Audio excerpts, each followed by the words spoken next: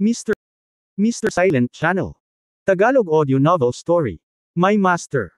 Kabanata 2061 hanggang 2070. Isang makapangyarihang tao sa huling yugto ng Immortal King. Boom boom boom. Ang sword energy na nabuo sa pamamagitan ng condensation ng 3,000 kaisipan at magic power ay sumabog kay Zimenching. Sa mapurol na dagandong, ang ambon ng dugo ay nawala at naputol. Cough. Napasigaw si Zimenching at nagsuka ng dugo.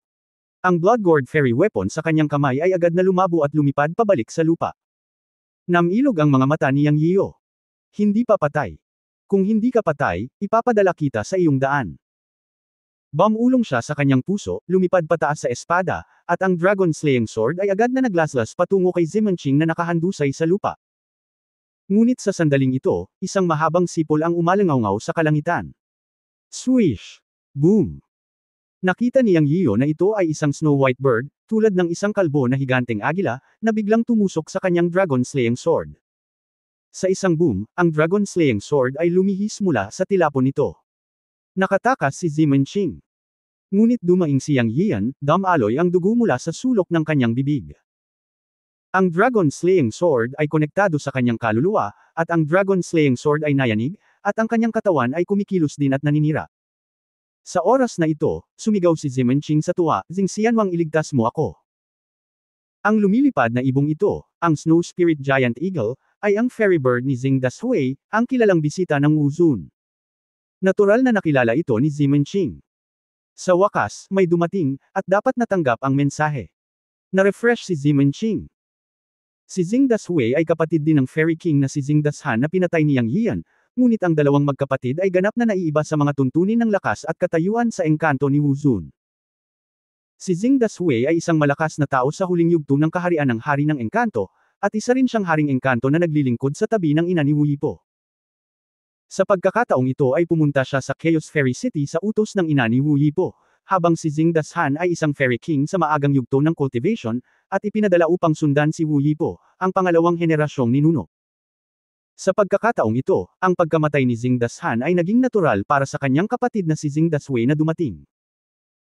Siyempre, para kay Zimenzai, ang isang walang kamatayang hari ay hindi magiging magalang, ngunit si Xing Dashui ay ipinanganak sa Wuzhen Immortal Domain, at kumakatawan sa Wuzhen Immortal Domain. Kaya ang buong pamilya Ziman ay nagbigay ng malaking kahalagahan sa natatanging panauhin na ito. Ang kanyang ama na si Ziman Tianxing ang responsable sa pagtanggap. Bagamat hindi nagpakita ang matandang lalaki sa pamilya, ipinahayag din niya na dapat makipagtulungan ang pamilya Ziman kay Xing Dashui. Malinaw, ang Wuzhen Immortal Domain na kinakatawan ni Xing Dashui at Zimenzai ay nakarating sa ilang uri ng deal. Bagamat hindi niya alam, sinabi sa kanya ng kanyang ama na si Ziman Tianxing na hanggat nakikipagtulungan siya kay Xing Dashui upang kumpletuhin ang aksyon sa pagkakataong ito, siya, si Zimenching, ay maaaring makapasok sa Wuzhen Immortal Domain, at ang pamilya Ziman ay magiging mas malapit sa Wuzhen Immortal Domain. Sa Chaos Immortal City, ang kanilang pamilyang Ziman ang pinakamahina sa apat na malalaking pamilya. Walang alinlangan na malaking pakinabang sa pamilya Ziman ang makapagtatag ng relasyon sa Wuzhen Immortal Domain. Nang makitang lumitaw ang immortal na ibon ni Xing Dashui, alam ni Zimenching na tiyak na dumating si Xing Dashui at ang kanyang ama na si Ziman Tianxing. Ito ay isang malapit na tawag. Si Yang Yian ay talagang kakaibang tao. Ang isang maliit na Hanyuan Daoist Immortal na may napakahusay na pagiging perpekto ay nakapagpakita ng superior na paraan ng pagkontrol ng espada. Hindi man siya makaiwas, iba ang kanyang combat power matapos idagdag ang babaeng katabi niya. Ang resulta ay halata. Siya ay natalo ni Yang Yian at ng babae. Nasira ang walang kamatayang Blood Gourd sa kanyang kamay, at muntik na siyang matamaan ng espada ni Yang Yian. Nasa kaharian din siya ng unang yugto ng Immortal King, ngunit muntik na siyang mapatay ng isang maliit na Hanyuan Daoist Immortal. Ang Hanyuan Daoist Immortal at ang Immortal King na kaharian ay dalawang kaharian. Si Yang Yian ay talagang kakaibang tao. Ngayon ay naunawaan na ni Zimenching kung bakit hindi direktang pinatay ni Xing Dashui si Yang Yian pagkatapos niyang dumating, ngunit nais niyang hanapin ang kanyang pamilyang Ziman upang subukan si Yang Yian. Ito ay hindi lamang dahil sa takot siya sa babaeng itim na lotus, kundi dahil din sa pagiging kakaiba ni Yang Yian. Sa pagkakataong ito, muntik na niya itong laslasan ng espada. Habang nakaramdam ng takot, sumigaw si Zimenching matapos iligtas ng walang kamatayang ibong Blood Spirit Eagle ni Xing Dashui, at pagkatapos ay nagalit siya. Galit na galit siya. Siya ang ikatlong anak ng pamilya Zeman, ang walang kamatayang hari, ngunit muntik na siyang mapatay ng hindi kilalang tao, kaya napahiya siya. Sa sandaling ito, gusto lang niyang putulin si Yang Yian. Sa oras na ito, nanikip ang puso ni Yang Yian. Nakita niya na ang walang kamatayang ibon na tumutusok sa kanyang dragon-slaying sword ay napakalakas, ngunit mas kinakabahan siya sa mga taong lumitaw sa likuran. Alam niyang dumating na ang mga amo ng pamilya Zeman. Matapos tumilapon ang walang kamatayang ibon, tahimik na lumitaw sa bukid ang dalawang nasa katanghaliang gulang. Ang isa ay nakatayo sa tabi ni Zeman Ching, at ang isa ay lumitaw sa hindi kalayuan sa likuran niya. Ang walang kamatayang ibon ay ikinaway ang kanyang mga pakpak at lumapag sa tabi ng taong ito, higit sa isang tao ang taas. Ang malakas na aura ang lahat ng mga masters. Lumingon si Luoyang sa kanyang tagiliran at same time na sinabi, Tito Junior, nasa malaking problema tayo. Pareho silang walang kamatayang hari. Ang nasa tabi ni Zeman Ching ay nasa huling yugto ng walang kamatayang hari. Ang aura ng walang kamatayang ibon sa tabi niya ay mas malakas, at ang walang kamatayang ibon na iyon ay tila maihahambing sa mahusay na kasakdalan ng walang kamatayang hari, si Uncle Ang ay kukunin mo bilang hari. At tumakas, hindi tayo kalaban. Naantig si Yang Yian nang marinig niya ang mga salita ni Luoyang, ngunit mapait din siyang ngumiti. Napapalibutan tayo mula sa harap hanggang sa likod, saan tayo makakatakas? Sa ganitong paraan, katumbas ito ng apat na immortal na hari. Kahit napigilan mo sila at hayaan muna tayong makatakas, wala itong silbi. Abangan natin. Ang mga taong ito ay hindi lumabas para manggulo sa simula, ngunit nagpadala lamang ng isang straw bag upang subukan. Malinaw, mayroon silang mga alalahanin at maaaring hindi talaga maglakas loob na kumilos. Pinaikit ni Yang Yian ang kanyang mga mata at sinabi. Ito. Saglit na nag-alinlangan si Luoyang, ngunit hindi ito nagsalita. Pakiramdam niya ay may saysay ang sinabi ni Tio Jr. Lumapit si Zexang at tumabi kay Yang Yian. Bagamat hindi siya nagsalita, mukhang determinado siya.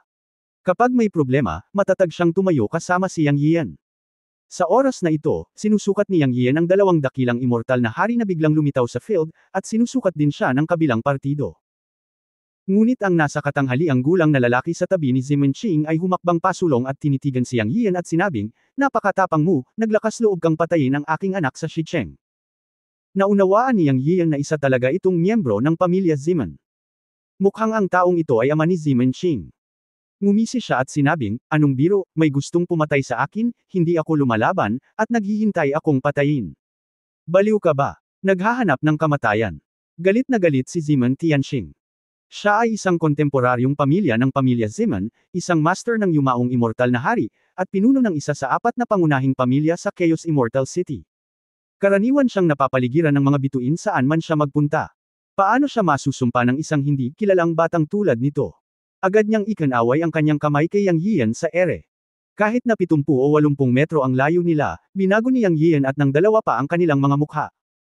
Ang huling yugto ng immortal na hari at ang unang yugto ng kaharian ay talagang ibang-iba sa lakas. Ang pagkakaiba sa paglilinang sa pagitan ng mga kaharian ay hindi lamang usapan.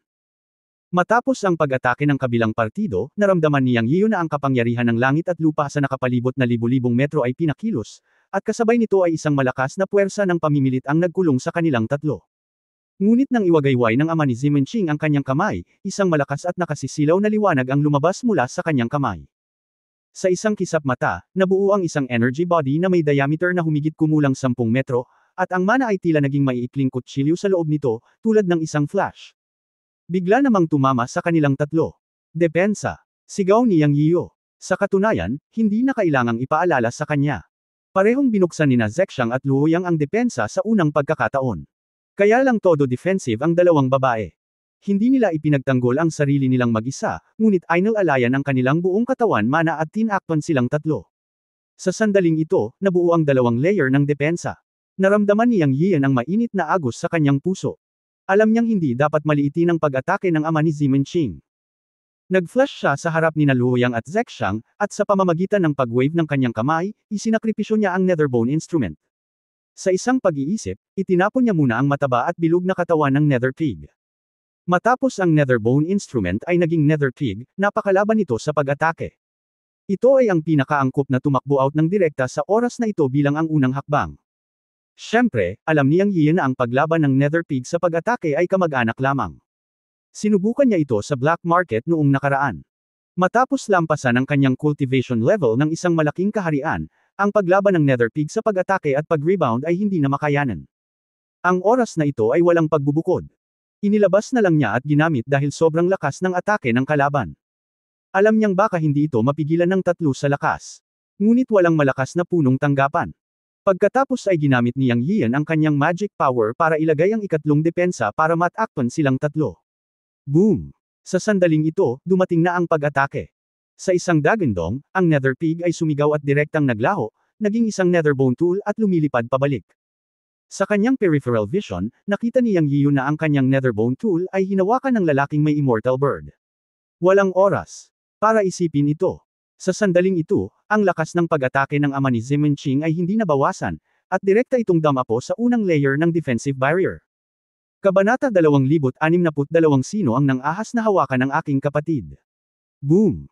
Boom! Tatlong magkakasunod na tunog, sunod-sunod na nasira sina Luoyang, Zexang at ang kanyang depensa. Puff! Sa isang iglap, naramdaman ni Yang Yian na parang natatakpan ng mga talim ang kanyang buong katawan, nagniningning mula ulo hanggang paa.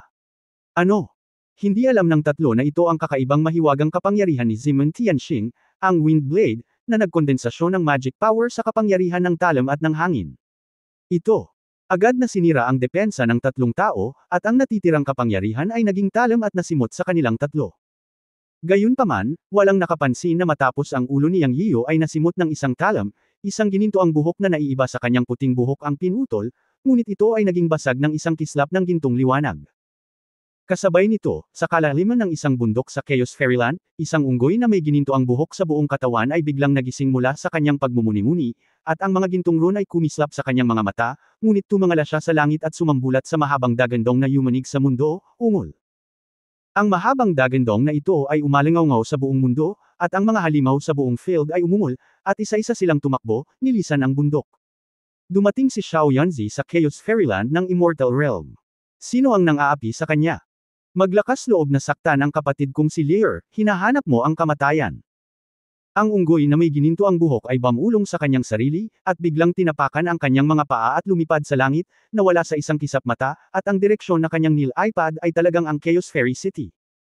Sa labas ng West City, sa malaking larangan ng labanan, si Yang Yiu at ang dalawa pa ay sunod-sunod na humagulgol. Sa oras na ito, si Yang Yian ay walang oras upang gamitin ang depensa ng Donghuang Bell, at silang tatlo ay natangay ng napakalakas na puwersa. Buti na lang at hindi inutil ang layers of defense, pero nang bumagsak ang atake ng kalaban sa kanilang tatlo, haminaan na ito ng higit sa kalahati. Bagamat sila ay tinatangay ng hangin, sila ay nasa loob ng saklaw ng pagpapaubaya. Maliban sa pag-ikot ng dugo sa katawan at dugo sa mga sulok ng bibig, walang malaking problema. Noon lang talaga naranasan ni Yang Yian ang kapangyarihan ng Immortal King. Nakakatakot talaga ang lakas ng yumaong Immortal King. Alam niyang hindi niya kalaban. Si Yang Yian ay umubo at tinulungang tumayo sina Luoyang at Zexang, okay ka lang. Ayos lang. Ayos lang. Sagot ng dalawang babae. Little Master, ikaw. Ang iyong buhok. Biglang nagsalita si Luoyang, tinitigan ang ulo ni Yang Yian. Kahit na ang mga immortal ay pinahahalagahan ang kanilang buhok at balat. Sa mga mata ni Luoyang, ang buhok ni Yang Yian ay pinutol ng higit sa kalahati. Hanggang sa pinaalalahanan siya ni Luoyang na napagtanto ni Yang Yian na ang kanyang buhok ay pinutol ng higit sa kalahati sa isang punto. Ngayon ay halos naging buzz cut na. Kung maalala ang malakas na pagbabago-bago ng magic power kanina, para itong kutsilyong kumiske sa kanyang katawan, napakatalim. Normal lang na putulin ang maputi niyang buhok, pero hindi niya ito masyadong pinag-isipan. Gayunpaman, karamihan sa kanyang mahabang buhok ay pinutol, at siya ay hindi maipaliwanag na galit. Sa pagtingin sa Immortal King na gumawa ng hakbang, si Yang Yian ay may intensyong pumatay. Totoong malayo ang pagkakaiba sa lakas ng paglilinang, ngunit kung talagang itutulak siya sa gilid, hindi siya madaling guluhin. Siya pa ang may puhunan para lumaban ng desperado. Huwag kalimutan na nasa kanya pa rin ang kapangyarihan ng Chenkun Temple. At worst, sabay silang mamamatay. Sa oras na ito, dumating si Zimenching at ang dalawa pa. Haha anak, hindi ka ba masyadong mayabang? Paano ka, sa harap ng tatay ko, langgam ka lang. Lumuhad ka at yumuko sa akin. Baka maiwan kita ng buong katawan. Si Zimenching ay talagang isang kontrabida na matagumpay, tumatawa at nagsasalita. Ang kanyang mga mata ay patuloy na umiikot sa paligid ng Zexang at Luoyang. Pagkatapos ay ibinulong niya ang kanyang ama, Thai, huwag mong patayin ang dalawang babaeng iyon, gusto sila ng bata. Huwag na kayong magsalita ng walang kaparirikan, ang tatlong taong ito ay natural na ibibigay kay Lord Xing para itapon. Umirap si Xing Manchensing at sinabi. Sa oras na ito, nakita ni Yang Yiyu na lumapit din si Jiang Xianwang, na may dalang ibong engkanto. Inalis ng taong ito ang kanyang Netherworld Bone Tool, at kanina pa ito tinatitigan ni Yang Yiyu.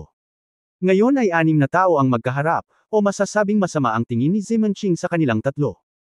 Pagkatapos ay narinig ang ama ni Zimenching na nagsasalita sa malalim na boses, Anak, narinig ko na ang tungkol sa iyo.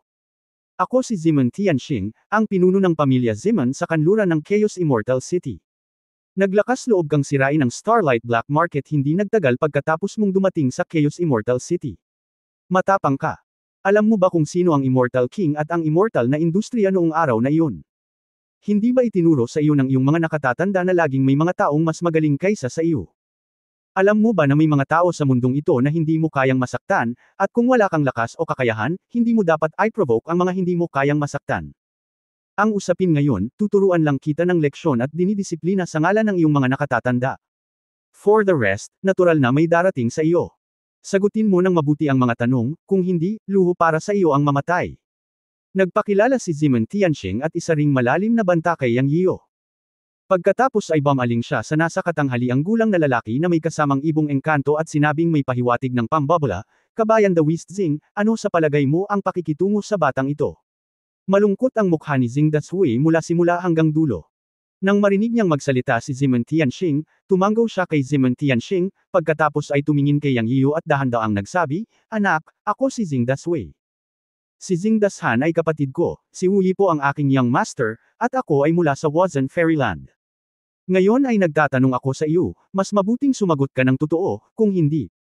Bubuhayin kita o mamamatay. Kung hindi nagbigay ng mga tagubilin ng Panginoon, huhulihin kita at ibabalik kitang buhay. Ikaw bata ay namatay ng 100 beses ngayon. Sabihin mo sa akin kung sino ang babaeng pumatay sa aking kapatid na si Xing Dashan at sa aking young master na si Wu Yi po. Nasaan siya ngayon? Ngayon, mabibigyan kita ng pagkakataon, hayaan siyang lumabas at bumalik sa Wazan Fairyland kasama ko para aminin ang kanyang krimen, kung hindi. Haha, naputol ang sasabihin ni Yang Yian kay Xing Dashui, at nakangiting sinabi, ano pa? Naunawaan na niya ngayon na hindi siya direktang inatake ni Xing Dashui at Zimen Tianxing, ngunit natatakot lang sila kay He Lian.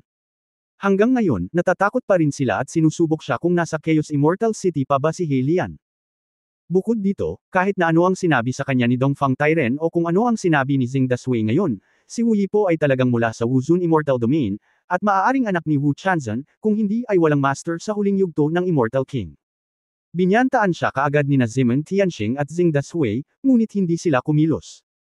Iniisip ni Yang Yian na natatakot sila kay He Lian, at maaaring matakot sila na si He Lian ay lalabas para maghayganti, kaya nag-atubiling kumilos sila. Ngayon ay sinusubukan nilang makakuha ng impormasyon at gustong malaman ang kinaroroonan ni He Lian, na walang iba kundi ang alamin ang kanilang sariling background. O gusto nilang hanapin si He Lian at patayin. Ang Xing Dashui na ito ay maaaring walang kakayahang patayin si He Lian, ngunit siya ang nasa likod ng Wuzun Immortal Domain, at maraming mga master. Marahil ay maraming Immortal Emperor sa Wuzun Immortal Domain. Not to mention na hindi niya alam kung saan nagpunta si He Lian, kahit alam niya, paano niya pagtataksilan si He Lian. Nang may panunuya, pinutol niya si Xing Dashui. Alam ni Yang Yiyu na kapag hindi niya sinabi sa kanya ang impormasyon tungkol kay He Lian, mas matatakot siya. Ipapaalala ko sa iyo, anak, bibigyan kita ng huling pagkakataon. Sabihin mo sa akin ang totoo at sabihin mo sa akin kung nasaan ang babaeng pumatay sa kapatid kong si Xing Dashan at sa young master ko. Limitado ang pasensya ko. Bagamat sinabi ng Padre de Pamilya na gusto kanyang buhayin, hindi kita papatayin, ngunit pipilitin kong mamatay ka. Binyantaan ni Xing Dashui si Yang Yiyu. Siyempre, totoo at mali rin ang kanyang mga salita. Sa pagkakataong ito ay dumating siya upang ipaghiganti ang kanyang kapatid na si Xing Dashan at ang young master na si Wu Yi po, ngunit gusto rin ng kanyang amo na malaman niya ang tungkol sa babaeng nakaitim sa araw na iyon. Pagkarating sa Chaos Fairy City, natagpuan din niya ang pamilya Zimen na naiintindihan ang sitwasyon, at hinusgahan na ang babaeng nakaitim ay hindi isang ordinaryong tao. Ito rin ang dahilan kung bakit hindi siya nagmamadaling kumilos, at hinayaan si Zimenching na pumunta upang subukan at tingnan kung nasa dilim ang babaeng nakaitim. Kung siya nga, ibang usapan na iyon. Hindi sigurado si Xing Dashui na haharapin siya. Siya, gustong magsimula kay Yang Yiyu, na alam niyang napakatigas ng bibig ng bata. Hahaha pushover ba ako? Nasa late stage pa lang ako ng Immortal King, ano ba ang ganda niyan? If you dare, come on, papatayin pa rin kita. Handang lumaban si Yang Yiyo, alam niyang hindi maganda ang katapusan ng araw na ito, kaya bakit siya matatakot sa kanila? Sa karamihan, maaari niyang gamitin muli ang kapangyarihan ng Chenkun Temple. Kahit na hindi niya mapatay sina Zing Dashui at Ziman mag-ama, makakatakas pa rin siya. Pagkatapos gamitin ang kapangyarihan ng Chenkun Temple, siya ay magdurusa ng matinding backlash. Pagkatapos ay maaari niyang hayaan sina Zexang at Luoyang na dalhin siya. Pagkatapos, napaulit-ulit na pinagbantaan, siya ba, si Yang Yiyo, ay napakadaling bully. Ngayon, gusto niya talagang subukang labanan ang haring walang kamatayan. Galit na galit si Zing Dashui kaya tinuwanan niya si Yang Yiyo. Sa sobrang tagal, hindi nagpakita ang babaeng nakaitim. Malamang na ang babaeng nakaitim ay umalis sa Chaos Immortal City. Mabuti naman iyon. Gusto niyang hawakan si Yang Yiyo. Kung talagang may master sa likod ng batang ito, pipilitin niya, at natural na may tatalon. Sa pag-iisip nito, napangiti si Zing Dashui, dahil hinahanap mo ang kamatayan, pagbibigyan ko ang iyong kahilingan. Sa lalong madaling panahon. Tapos na siyang magsalita, puno siya ng momentum at akmang aaksyon. Handa na rin si Yang Yiyo na buhayin ang kapangyarihan ng Chenkun Temple. Ngunit sa sandaling ito, isang tamad ngunit mayabang na malamig na boses ang tumunog, sino ang nang-ahas na hawakan ng aking kapatid? Kabanata 2063 Super Fierce 6 Ears. Sino ito? Nagbago ang mukha ni Ziman Tianxing at sumigaw siya. Tumigil din si Zing Dashui sa pag-atake kay Yang Yiyo at tumangala sa langit. Tulad ni Ziman Tianxing, naging seryoso silang dalawa. Ang higit nilang ikinabahala ay mayroong master sa likod ni Yang Yiyo, tulad ng babaeng may hawak na espada sa black market 5 taon na ang nakakaraan, kaya naging maingat sila, at ngayon ay may tumalon na talaga. Nang marinig ni Yang Yiyo ang mayabang na boses na ito, namula ang kanyang mga mata. Hindi niya akalain na lalabas siya ng ganitong oras. Napaka-pamilyar ng boses na ito at hindi niya ito makakalimutan. Ito talaga ang sinumpaang kapatid niya, Six-Eared Macaque. Sa pagkakataong ito rin ay biglang gumaan ang pakiramdam niya. Kapatid na may 6 na tainga. Pinigilan ni Yang Yiyo ang kanyang pananabik at sinabi. Sa sumunod na sandali, isang gintong liwanag ang bumagsak mula sa langit. Boom! Pagkatapos ng dagandong, yumanig ang lupa. Ang alikabok ay nagkalat, at ang figure ng Six-Eared Macaque ay lumitaw sa kanyang harapan. Six-Eared Brother, hindi napigilan ni Yang Yiyo na sumigaw muli ng excited. Kung ikukumpara sa nakaraan, mas malaki ang 6 na tainga na macaque, na may suot na punit at lumang baluti, ngunit puno ito ng mga inscription, halatang hindi ordinaryong tao, mahigit 3 metro ang taas, at may maitim na mahabang stick sa kanyang balikat. Nang marinig ang sigaw ni Yang Yiyo, ang 6 na tainga na macaque ay tumalikod at ngumisi. Akala ko aabutin ka ng libu-libong taon upang umakyat, ngunit hindi ko inaasahan na ganoon kabilis. Napakabilis mong umakyat. Hindi masama, nakahakbang ka na ng kalahating paa sa kaharian ng immortal na Monarcho, napakabuti. Sa sandaling nagkita sila, ang 6 na tainga na macaque ay tumingin kay Yang Yiyo at pinuri siya ng ilang beses. Binabati ka ng aking nakababatang kapatid, kuya, nakita ni Yang Yiyo na ang kuya na ito ay ibang-iba na ngayon sa nakaraan. Ang kanyang hininga ay napakahaba, at ang kanyang malademonyong aura ay tumataas, tulad ng isang sangkap, at siya ay mas matigas ang ulo. Imposibleng makita kung anong uri siya ng paglilinang, ngunit siya ay napakalakas pa rin. Pero hindi niya inaasahan na magkikita kami sa Chaos Immortal City. Noon, kinilala ni Yang Yian si Lier Maho bilang kanyang nakatatandang kapatid, ngunit ito ay taos-puso, at higit pa dahil pareho sila ng ugali. Sa orihinal, may isa pang nakatatandang kapatid na unggoy, si Bai Qi, ngunit sa kasamaang palad ay namatay si Bai Qi. Ngayon ay si Lier Maho na lang ang kanyang sinumpaang kapatid, at mas pinahahalagahan siya ni Yang Yian. Sa paghusga sa kanyang momentum, si Lier ay dapat na maging maayos pagkatapos makarating sa Fairyland, at si Yang Yian ay masaya din. Bumangon ka na, hindi mo alam na hahanapin mo ang kapatid mo pagdating mo sa Fairyland, kung hindi, na-trigger ang buhok ng unggoy na ibinigay ko sa iyo, at hindi ko alam na dumating ka pala sa magulong Fairyland. Tiningnan ni Lier ang sirang buhok ni Yang Yian at alam niya kung ano ang nangyayari. Mapait na ngumiti si Yang Yian. Sa katunayan, naisip niyang hanapin si Lier, ang kanyang sinumpaang kapatid, ngunit hindi niya inaasahan na mangyayari ang ganoong bagay pagdating niya sa Fairyland. Ngayon ay naiintindihan na niya na si Lier ay matagal nang nasa magulong Fairyland. Ang dahilan kung bakit siya maaaring lumitaw ngayon ay ang buhok ng unggoy sa likod ng kanyang ulo ay na-trigger ni Ziman Tianxing, na nagparamdam kay Lier. Kaya pagdating niya rito, dapat niyang pasalamatan si Ziman Tianxing sa muling pagsasama-sama ng kanilang mga kapatid. Sige, mamaya na natin pag-usapan ang nakaraan. Tignan ko kung sino ang bubuli sa'yo. Hintayin ko siyang patayin bago natin pag-usapan ang nakaraan. Ang anim na tainga na mikak ay nagsasalita pa rin bilang dominante gaya ng ginawa niya sa Sansian Island. Pagkatapos niyang magsalita, bigla siyang tumalikod at tinitigan sina Zeng Daswei at Zeman na mag-ama, pinaikit ang kanyang mga mata at sinabing, "Banibuli mo ba ang kapatid ko?" Ang itim na mahabang stick sa kanyang kamay ay nakaturo ng paalang, at sa wakas ay huminto kay Zeng Daswei at sinabing tamad, "Ngayon ko lang narinig na gusto mong patayin ang aking kapatid." Nang lumitaw ang anim na tainga na mikak sa eksena, nagulat si Zeng Daswei at Zeman na mag-ama, dahil walang inaasahan na ang tumalon upang tulungan si Yang Yian ay hindi ang babaeng nakaitim na nakadamit 5 taon na ang nakakaraan, kundi isang demonyong magsasaka. Napakalakas na unggoy na nagsasaka ng demonyo. Mabagsik at walang batas, ito ang unang impresyon ni Zeng Daswei at Zeman na mag-ama sa anim na tainga na mikak. Sa magulong fairyland, hindi ka takatakang makakita ng mga demon cultivator. Marami pang ang demon cultivator sa magulong lungsod ng engkanto, ngunit ibang pakiramdam ang ibinigay sa kanila ng unggoy na ito. Nilagay sila nito sa panganib. Sa pagtingin sa anim na tainga na mikak, imposibleng makita ito, ngunit sa paghusga mula sa malakas na aura na nagmumula sa kanya, ang unggoy na ito ay tila hindi pa nakakarating sa kaharian ng emperador, at dapat ay nasa pinakamataas na antas ng dakilang kasakdalan ng walang kamatayang hari, isang antas lamang na mas mataas kaysa sa kanila. Ngunit ang antas na ito ay pambihira sa angkan ng demonyo, na mas malakas kaysa sa lahi ng tao. Ang pangunawa, ang unggoy na ito ay hindi isang ordinaryong nagsasaka ng demonyo. Napakalakas ng aura. Talagang nabigla ito sa kanila. Gayunpaman, para kay Zeng Daswei, kahit na ang mga dakilang demonyo sa antas ng emperador ay hindi na bago sa kanya. Sa pag-iisip tungkol sa kanyang pinagmulan mula sa Wazen Immortal Realm, naramdaman niya ang kanyang puso. Maging ang makapangyarihang demonyong hari ay susuko sa Wu Chanzhen, isa sa 3 dakilang immortal sa immortal na mundo.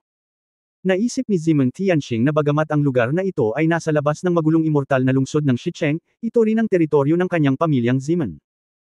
Bilang isang lokal na ahas, walang dahilan upang matakot sa isang unggoy, ngunit ang kanyang puso ay palaging tumitibok, at palagi siyang may masamang premonition, kaya tahimik siyang nagpadala ng mensahe sa mga ninuno ng pamilya Zeman at iba pang mga amo na darating, kung hindi man ay natatakot siya na siya ay magdusa ngayon. Ang tanging alalahanin ay ang kanyang ninuno na si Zeman Gio ay nasa pag-iisa, at hindi niya alam kung siya ay lalabas. Sa anumang kaso, mas mabuting ipaalam sa mga matatanda ng pamilya na darating, upang kung sila ay talagang natalo, mayroon silang tugon. Nagtiwala si Zeng Daswei nang maisip niya ang kapangyarihan sa likod niya. Pinaikit niya ang kanyang mga mata at tumingin kay Lier Maho at sinabing, "Kasama kong Daoist, ito ay isang bagay ng aking sangkatauhan. Bilang isang demonyo, mas mabuting huwag kang makialam. At saka, pinatay ni Yang Yiyu ang anak ng aking Panginoon, kaya natural lang na ako ay pumunta at hulihin siya." Tumawa si Lier Maho at sinabing, "Mukhang napakalakas ng iyong amo. Sino ang makapagsasabi sa akin ng kanyang pangalan?" Naisip ni Zeng Daswei na si Lier Maho ay natakot, at agad na sinabing mayabang, "Unggoy, makinig kang mabuti, ang aking Panginoon ay si Wu Chanzhen, isa sa 3 dakilang celestial master sa mundo ng mga engkanto, at ang tunay na pinuno ng mundo ng mga engkanto. Pinapayuhan kita na lumayo sa negosyo ng ibang tao at umalis ka agad. Magpapanggap ako na hindi ka pa nakakapunta dito, kung hindi, ang iyong lahi ay magiging demonyo." Hahaha. Bago pa man matapos magsalita si Zeng Daswei, tumawa ng malakas si Lier Maho at pinutol siya para magpatuloy sa pagsasalita. Pagkatapos tumawa, pinaikit ni Lier ang kanyang mga mata at sinabing, "Sa aking mga mata, Lier, ano ang Chanzhen? Wala lang, at ang pinuno ng daigdig ng diwata. Sino ang makakapagbigay nito? Wu Chanzhen, hehe, ilang beses ko nang isinulat ang pangalang ito. Isang araw, bugbugin siya ni Dingdang. Ikaw naman, nananakot sa akin. Ikaw ay isang alipyers lamang ng isang maliit na diwata ng kamatayan. Panginoon sa likod mo na lumapit sa akin. Bilang." Natapos magsalita si Lier, sumayaw ang itim na mahabang patpat sa kanyang kamay, at walang liwanag na sumikat, at ang kapangyarihan sa pagitan ng langit at lupa ay nagtipon mula sa lahat ng direksyon. Sa mga mata ni Yang Yian, ang buong espasyo ay nagsimulang umikot sa ilalim ng pagsasayaw ni Lier. Ang malakas na enerhiya ng demonyo na nagmumula sa kanyang katawan ay nagdulot ng malakas na hangin na umihip sa lupa. Medyo hindi malakas ang momentum niya. Sobrang lakas. Hindi napigilan ni Yang Yian na umungol. Sa pagkalkula ng oras, wala pang 2,000 taon mula nang humiwalay siya kay Lier. Sa oras na iyon, halos hindi nakapasok si Lier sa antas ng isang celestial na nilalang. Hindi ko inaasahan na magkakaroon ng ganoong kapangyarihan ng celestial being. Nang sumasayaw ang mahabang stick, sinubukan ni Zeng Daswei na umiwas ngunit nabigo. Tinamaan siya ng malakas ng putok. Gayunpaman, nakita ni Yang Yian na ang fairy bird ni Xing Daswei ang kumuha ng stick ni Lear para kay Xing Daswei. Malungkot na umiyak ang fairy bird at natama ng stick ni Lear at lumipad palayo. Ang mga balahibo ay nahulog sa buong lupa. Sa sandaling ito, umungal si Xing Daswei at nagsimulang lumaban ng desperadong, at si Ziman Tianxing ay sumali din sa labanan sa isang iglap. Bilang karagdagan, ang fairy bird ni Xing Daswei, na lumipad muli, ay isang labanan sa pagitan ng tatlong yumaong Haring Engkanto at Lear. Nag-aalala si Yang Yian at gustong umakyat para tumulong, ngunit sa susunod na sulyap, nanlaki ang kanyang mga mata. Umungol si Lear, ang kanyang buong katawan ay kumikinang sa gintong liwanag, at naging 3 ulo at 6 na braso sa kanyang mahabang dagandong. Anong likas na supernatural na kapangyarihan? Tumingin si Yang Yiu kay Lear, at siya ay Mar-Ingle na may 3 ulo at 6 na braso. Ang bawat isa sa kanila ay may mahabang stick sa kanyang kamay, at ang kanyang momentum ay napakalaki. Sa isang kisap mata, muling sumigaw ang fairy bird ni Xing Daswei, at ang langit ay nabahira ng dugo, ngunit sa pagkakataong ito ay binaril ito sa ulo ng patpat ni Lear. Alam niyang hindi niya kailangan tumulong, dahil sobrang bangis ng sinumpaang kapatid. Sa susunod na sandali, ang mga mata ni Yang Yiu ay bumagsak kay Zimenching sa di kalayuan. Hindi niya kayang talunin ang matanda, ngunit nagawa pa ring lumaban ng bata. Hindi sinasadya ni Yang Yiu na palayain si Zimenching. Batay lamang sa mapanlinlang na mga mata na ibinigay ng lalaking ito kay Zexang at Luoyang noon, hindi niya intensyon na paalisin si Zimenching. Sa kalaban, hindi na siya nagpakita ng awa sa sandaling ito.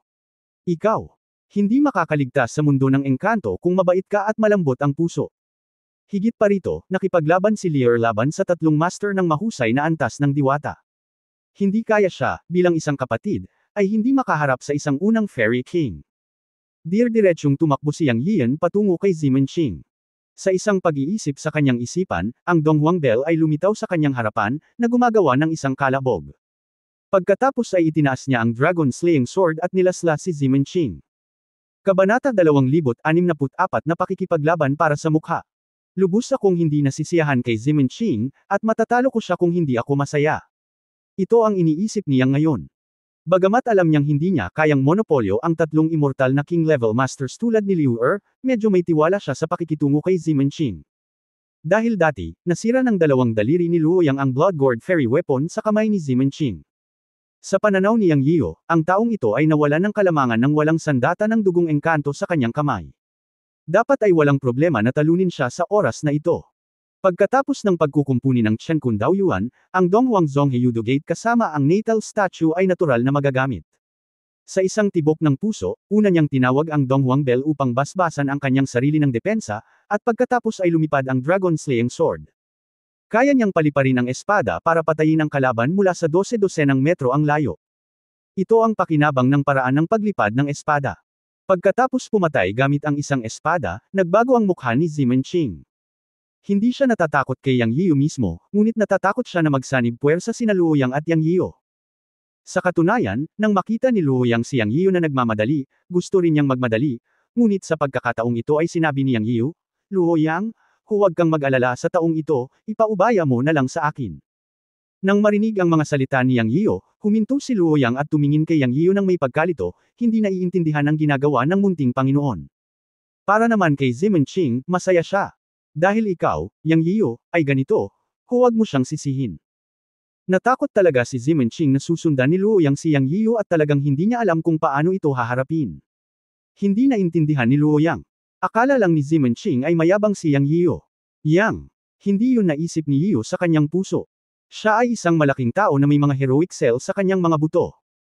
Sa isip niya, dahil kayang labanan ni Brother Lear ang 3 tao ng isa-isa, hindi naman mas malala ang nakababatang kapatid niya, di ba? Kung tutusin, nagpapasikat lang. Katulad ng pagpatay kay Zimenching ng isa-isa. Kahit na ano, hindi ito nakakahiya at gustong makipaglaban sa mukha saglit. Kaya tinanggihan niya ang tulong ni Luoyang. Sina Yang Yiu at Zimenching ay nagkaroon ng winning mentality one-on-one. Magsisimula na ang labanan, lumipad si Yang Yiu gamit ang kanyang espada. Ngumisi si Zimenching, sa tingin mo kaya mo akong hamanin dahil lang nasira ang magic weapon ko. Anong biro? Nakaharap sa lumilipad na espada ni Yang Yiu, hindi nataranta si Zimenching. Pagkatapos ng lahat, siya ay nasa unang yugto ng Immortal King, at mayroong 2 pangunahing kaharian sa pagitan niya at ni Yang Yiu. Ang pagkakaiba ay hindi lamang sa mana, kundi pati na rin sa larangan ng kapangyarihan ng kaluluwa. Minsan, hindi talaga natakpan. Isang liwanag ang kumislap sa kanyang kamay, at isang jade anteng-anteng na may mga ronang lumitaw sa kamay ni Zimenching. Ngumisi siya, at sa susunod na sandali ay pinaandar niya ang jade talisman sa kanyang kamay. Boom! Matapos ang isang mapurol na tunog, ang liwanag ay sumikat sa lahat ng dako, at sa isang kisap mata, isang set ng pilak puting baluti na mayroon ang lumitaw sa katawan ni Zimenching. Nanliit ang mga mata ni Yang Yio.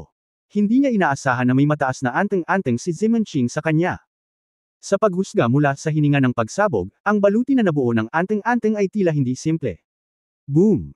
Gaya ng inaasahan, nilaslas niya si Zimenching gamit ang kanyang espada, ngunit pagkatapos ng mahinang tunog, nakita niya ang mga rune sa katawan ni Zimenching na umaagos ng puting liwanag, ngunit ang espadang ito ay hindi siya nasaktan. Nagulat si Yang Yian. Hindi niya inaasahan na napakalakas ng spell ni Zimenching, at hindi man lang siya nasaktan ng espada. Sa bilis na ito, hindi man lang niya masira ang depensa ni Zimenching, lalo pa siyang patayin. Hindi, kailangan kong mag-isip ng paraan. Si Yang Yian ay nagsimulang mag-isip ng mabilis sa kanyang isipan. Dapat niyang patayin si Zimenching ngayon, at hindi niya dapat ipahiya ang sarili sa harap ni Brother Liu Er. Mabilis siyang nag-isip sa kanyang isipan, ngunit hindi huminto ang pag-atake ng espada. Kahit na ang pag-atake ng Dragon Slaying Sword ay hindi nagdulot ng anumang pinsala kay Zimenching, mayroon din itong kalamangan sa bilis. Sa ilalim ng kontrol ng isip, ang bilis ay mas mabilis kaysa sa kidlat, at gusto niyang umatake mula sa anumang anggulo sa ilalim ng kanyang isip. Ang sitwasyong ito ay naging dahilan din kay Zimenching na huwag maging pabaya at maging magbantay. Ito ay itinuturing na nagpapabagal sa bilis ni Zimenching at nahati ang kanyang enerhiya, na itinuturing din na nanguna. Alam ni Yang Yian na may puwang sa lakas sa pagitan niya at ni Zimenching, ngunit hindi imposibleng patayin siya. Marami siyang pamamaraan, at medyo marami. Ngunit kung minsan ang pagpatay sa kaaway ay nangangailangan din ng mga patakaran. Ang pag-iisip gamit ang utak ay palaging may kalamangan sa brute force. Nag-iisip. Habang si Yang Yian ay lumapit kay Zimenching. Sa isang hininga, naisip niya ang mga pakinabang ng kanyang mahiwagang kapangyarihan. Sa katunayan, marami siyang natutunan at nakakuha ng maraming mahiwagang kapangyarihan, ngunit ang ilan sa mga ito ay hindi sapat pagkatapos niyang dumating sa Fairyland at bihirang gamitin. Gayunpaman, ang mga mahiwagang kapangyarihan kung minsan ay nagbabago sa pagpapabuti ng paglilinang, tulad ng prinsipyo ng pagbabago ng husay na dulot ng dami ng pagbabago. Totoong dati, tila walang gaanong kapangyarihan kapag ginamit niya ito dahil hindi sapat ang kanyang paglilinang, ngunit sa pag-unlad ng kanyang lakas sa paglilinang, iba na ngayon. Ang ilang mga mahiwagang kasanayan ay maaari ding gamitin ang kanilang kapangyarihan kapag sila ay ginamit habang ang kanyang paglilinang ay tumaas. Halimbawa, ang paraan ng immobilization. Ang isa pang halimbawa ay ang 12 pinakamataas na mahiwagang kapangyarihan ng matanda. Naroon din ang mana ng Blue Heart Fairy King na nakuha niya sa Blue Heart Garden, ang Fangkonchen Kun Kettle. At isang nakatagong sandata na inakala ni Yang Yian ay perpekto para sa pakikitungo kay Zimenching, na may malakas na depensa. Sa katunayan, hindi ito matatawag na hidden weapon, ngunit inisip ni Yang Yian na ito ay hidden weapon. Isa itong karayom sa buntot ng pukyutan na ibinigay sa kanya ng diwata ng bubuyog. Ang buntot na karayom ng Bee Fairy ay ang kanyang orihinal na katawan. Bagamat walang kapangyarihan ang Bee Fairy at Liu Er nang palayain niya sila, master pa rin sila ng Immortal King Realm. Pagkatapos nilang mabawi ang antas ng Heavenly Immortal sa mundo ng cultivation, sunod-sunod silang bumalik sa Immortal World. Paano mababawasan ang pangunahing karayom ng buntot ng Immortal King? Gayunpaman, madalas na itinuturing ni Yang Yian ang Tail Needle na ibinigay ng Bee Fairy bilang isang pag-iisip at bihirang gamitin ito. Para sa kanya, who values friendship in his bones, hindi niya alam kung kailan niya muling makikilala ang Bee Fairy pagkaalis nito, kaya mas nararapat na itago ito bilang souvenir. Kung tutuusin, magkapatid din sila ng Bee Fairy noon. Nag-atubili siyang gamitin ito. Ngunit ngayon, para harapin si Zimenching, nagpasya si Yang Yian na subukan ito. Ang Tail Needle ng Immortal King Level Bee Fairy, kung iisipin mo, dapat ay napakasarap tusukin si Zimenching, tama ba? Ang susi ay alam niyang may lason pa rin ang buntot na karayom ng Bee Fairy. Sa pag-iisip nito, si Yang Yian ay sabik na subukan. Gayunpaman, alam niyang hindi madaling magtagumpay. Pagkatapos ng lahat, si Zimenching ay isang taong may antas ng paglilinang sa unang yugto ng Immortal King. Para mapatay siya, kailangan niyang gumawa ng paraan para tamaan siya ng isang hampas. Sa isang iglap, nagkaroon ng ideya si Yang Yian sa kanyang isipan. Una, ginamit niya ang espada para pigilan si Zimenching, at pagkatapos ay ginamit niya ang 12 pinakamataas na mahiwagang kapangyarihan upang marahas na umatake, na nagpaparalisa kay Zimenching. Pagkatapos nito, ginamit niya ang fixed body technique para direktang tusukin siya ng tail needle, na dapat ay matagumpay. Kahit na ito ay medyo pambabae, walang ibang paraan. Sino ang gumawa sa kanya at kay Zimenching na may malaking pagkakaiba sa paglilinang? Ang great perfection ng Hunyuan Daoist Immortal, laban sa unang yugto ng Immortal King, ang anumang paraan ay hindi magiging labis, at ang mapatay siya ay ang sukdulang layunin. Sa pananaw ni Yang Yian, hindi na kailangang maging matuwid laban kay Zimenching, isang kaaway. Mula sa katotohanan na siya, isang immortal na hari, ay inatake ang kanyang sarili, isang Hunyuan Daoist Immortal, ito ay nakatadhana na walang katwiran sa pagitan ng dalawa. Since ikaw, Zimenching, ay walang hiya, ako, si Yang Yian, ay maaaring gumamit ng pambabae na paraan laban sa iyo. Huminga ng malalim, pinalakas ni Yang Yian ang pag-atake ng Dragon Slaying Sword sa sukdulan, na hindi binibigyan ng pagkakataon si Zimenching na huminga. Sa mga mata ni Luoyang at Zexang sa di kalayuan, nakita na lamang nila ang Dragon Slaying Sword na naging kidlat at walang habas na inatake si Zimenching mula sa lahat ng direksyon. Matapos lapitan ni Yang Yian si Zimenching, ang kanyang buong katawan ay nagniningning ng gininto ang liwanag, at siya ay naging isang malaking katawan ng Dharma na may 100 metro. Ang mga ro ng Donghuang Bell sa ibabaw ng kanyang katawan ay damaloy, na lubhang nakasisilaw.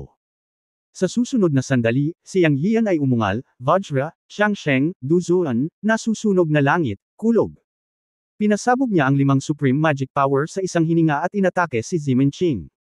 Napakalakas ng momentum. Ang nag-aalalang tingin ni Luoyang ay naibsan ng kaunti, na bumubulong sa sarili, ang tunay na kapangyarihan ng munting Panginoon ay talagang hamanin si Zimenching, na isang pangunahing haring engkanto. Ang mga mata ni Zexang ay kumikinang na may ningning, nakatingin sa Dharma na katawan ni Yang Yian na 100 metro, ang kanyang mga mata ay medyo nahuhumaling. Sa field, nakita ni Zimenching na ginagamit ni Yang Yiyo ang lahat ng kanyang kakayahan laban sa kanya, ngunit hindi siya natakot. Ngumisi siya at sinabing, ang defensive spell ay ginawa mismo ng aking ninuno. Sa palagay ko ay hindi mo ito masisira. Gamitin mo na lang kung ano ang mayroon ka. Ipakikita sa iyo ng Young Master na ito ang pagkakaiba. Gusto ng isang maliit na Hunyuan na yugyugan itong Fairy King. Ito ay isang biro. Para lang itong langgam na sinusubukang yugyugan ang isang puno. Hindi sineseryoso ni Zimenching ang mga paraan ng pag-atake ni Yang Yiyo. Hinayaan niya si Yang Yiyo na atakehin siya, ngunit hindi niya nasira ang spell armor sa kanyang katawan. At nagsimulang lumaban si Zimenching. Ngunit nang gumamit si Yang Yiyo ng maraming mahiwagang kapangyarihan sa pag-atake, malamig na sumangot si Zimenching, itinaas ang kanyang mga kamay sa langit at biglang idiniin ang katawan ni Yang Yiyo na may taas na 100 metrong Dharma sa kawalan. Gayunpaman, 2 malalaking palad ang nabuo sa hangin, na kasing laki ng 100 metro. Bigla silang umatake mula sa magkabilang panig, na parabang paghiwalayin nila si Yang Yiyo. Kabanata 2065 Details Team.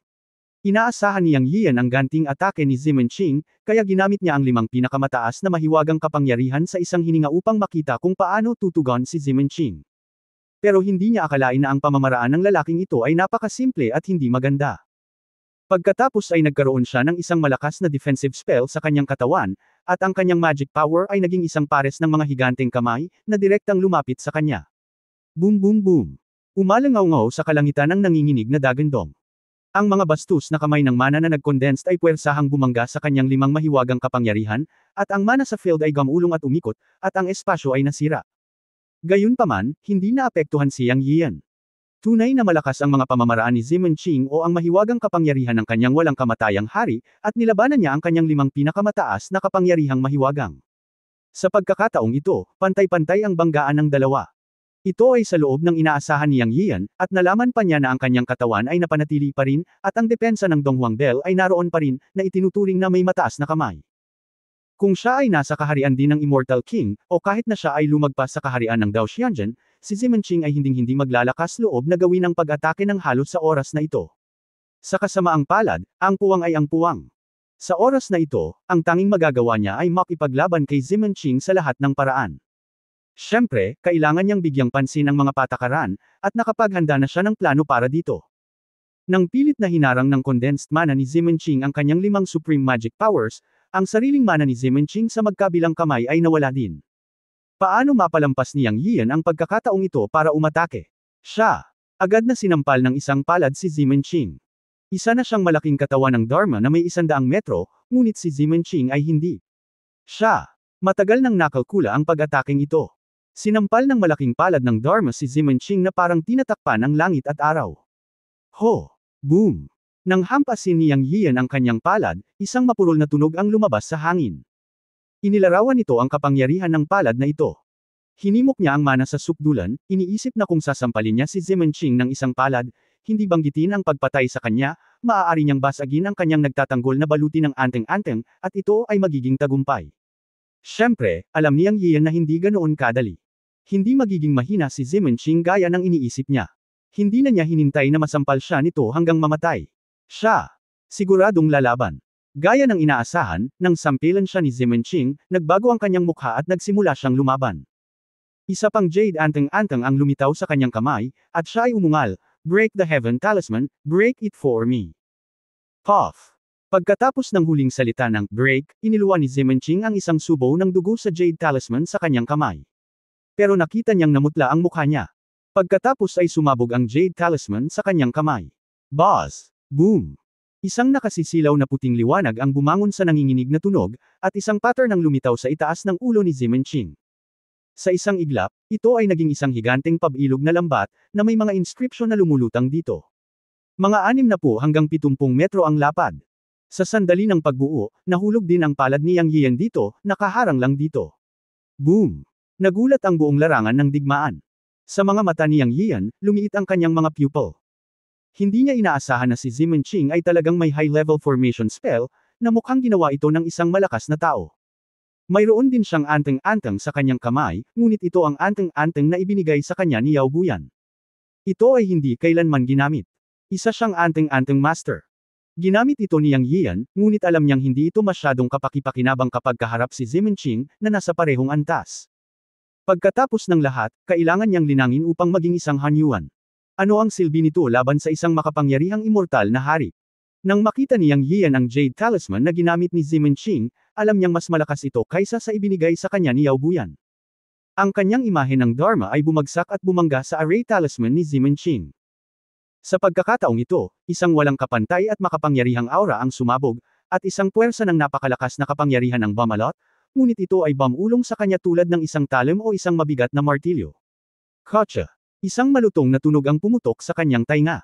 Bumilis ang tibok ng puso ni Yang Yian, at alam niyang nasira ang depensa ng Donghuang Bell. Sumunod ng malapit ay ang Dharma Image Body, na nasira din. Nawasak ang kanyang katawan ng Dharmakaya, ngunit sa sumunod na segundo ay tumawa muli si Yang Yiu, dahil nalaman niyang nasira din ang spell ni Zimenching, hindi lang iyon, ngunit may mga crack din na lumitaw sa kanyang spell armor. Sa pagkakataong ito, sa wakas ay nakaramdam siya ng balanse. Naubos na niya ang halos lahat ng kanyang kayamanan, at nakakahiya kung wala man lang epekto. Sa pagkakataong ito, pagkatapos ng labis na pagsisikap, sa wakas ay nabasag niya ang shell ng pagong ni Zimenching, na sapat na. Kahit natulala siya, inaasahan din. Pagkatapos ng lahat, ang spell ni Zimenching ay hindi permanente. Ang spell ay isang panlabas na puwersa, at ito ay limitado ng oras at lakas. Tila malakas pa rin si Zimenching, ngunit sa katunayan, alam ni Yang Yiu na dumating na ang kanyang pagkakataon. Oras na para samantalahin ang pagkakataon, at magagamit niya ang backhand na iniwan niya para kay Zimenching. Sa sandaling nawala ang imahe ng Dharma, umungal si Yang Yiu, pal-iPad ang espada upang putulin ang tubig, putulin, putulin, putulin. Pinalipad ang Dragon Slaying Sword, naglaslat siya ng 3 magkasunod na espada. Boom boom boom. Ang nakaraang sword control ay target lang na harassment, at sa pagkakataong ito ay ganoon pa rin, ngunit ang kapangyarihan ay mas malakas, ang layunin ay gawing panik si Zimenching at hindi makalaban. 3 espada ang lumabas sa isang hininga, at halos naubos ang kapangyarihan ni Yang Yiu sa Yuan Shen. Ngunit lumabas ang epekto. Pagkatapos ng 3 mababang antas ng espada, naging pangit ang mukha ni Zimenching. Natagpuan niya na ang baluti ng anteng-anteng ay malapit ng gumuho, at ang mga bitek ay palaki ng palaki. Bago pa siya makapag-react, nalaman niyang ngumisi talaga si Yang Yiu sa kanya. Sa sandaling ito, naramdaman ni Zimenching na may mali. Sa pagkakataong ito, narinig na lang niya na ibinuko ni Yang Yiu ang kanyang bibig at nagluwa ng isang salita, ayusin. Sa pagturo sa kanya, isang salita ng, ayusin, ang nahulog, at biglang naramdaman ni Zimenching na tila mabigat ang paligid, o tila isang bundok ang idiniin sa kanyang katawan, at hindi siya makagalaw. Sa sandaling ito, alam ni Zimenching na maaaring ito ay isang uri ng mahiwagang kapangyarihan na ipinakita ni Yang Yiu, at siya ay may masamang pakiramdam. Ngunit para sa kanya, ang gravity na ito ay hindi isang problema. Agad niyang ginalaw ang kanyang isipan at hinikayat ang kanyang kaluluwa, tahimik na nagsabi, kaluluwa ng walang kamatayang hari, buksan mo ito para sa akin. Kasabay nito, nginisyon ni Yang Yian. Natural na alam niya na ang immobilization technique ay hindi ganoon kalakas at hindi niya makontrol si Zimenching sa mahabang panahon. Ngunit kailangan niya lamang ng kaunti kaysa sa paghinga. Hanggat epektibo ang immobilization technique kay Zimenching, maituturing itong tagumpay. Sa simula, hindi niya alam kung gagana ito o hindi, ngunit noong ginamit niya ito, alam niya na ang immobilization technique na itinuro sa kanya ng mixed-haired bird ay mabisa rin para sa Immortal King na dalawang kaharian na mas mataas sa kanya. Halos sa pagitan ng kidlat, ipinatawag ni Yang Yian ang Betrayal Needle, ginamit ang lahat ng kanyang mana at soul power para itaboy ito, at dumiretso sa Zimenching. Ang karayom ng Betrayal na may malabong purple gold na kulay at pulang glow ay nawala sa dibdib ni Zimenching sa isang iglap. Sa sandaling ito, nabigong gumana ang immobilization spell kay Zimenching, o nasira ito ni Zimenching, ngunit hindi na ito mahalaga. Matagumpay niyang itinulak ang Betrayal Needle sa dibdib ni Zimenching, at pumasok ito sa siwang ng Talisman Armor sa kanyang dibdib. Ang Betrayal Needle na hinimok ng magic power ay maaaring malaki o maliit, at ito ay kumikislap sa dibdib ni Zimenching tulad ng isang bird na karayom. Ang immobilization spell ay tumatagal ng higit pa sa isang hininga, wala pang isang hininga at kalahati. Masasabing napakaikli, ngunit sapat na. Sa sandaling ito, talagang gumaan ang loob ni Yang Yiyo. Napaupo siya sa lupa, nanginginig ang nerbiyos at pagod ang buong katawan. Napagod siya. Si Zimenching sa kabilang panig ay nag-activate din ng kanyang kaluluwa ng Immortal King, at sinira ng malakas na puwersa ang mahiwagang kapangyarihan sa kanyang katawan na kasing bigat ng isang bundok. Sa susunod na sandali, tumingin si Zimenching kay Yang Yiyo na nakadapa sa lupa at tumawa, haha. Ito na lang ba ang mayroon ka, anak? Halika, ipakita mo sa akin kung ano pa ang mga pandaraya mo, kukunin ko silang lahat. Ang maliit na Han Yuan, sa aking paningin, ay isa lamang langgam, at labis mong pinahahalagahan ang iyong sarili sa pakikipaglaban sa haring walang kamatayan. Haha, ano sa tingin mo? Wala ka nang natitirang trick, tama? Kung hindi, oras na para paalisin kita.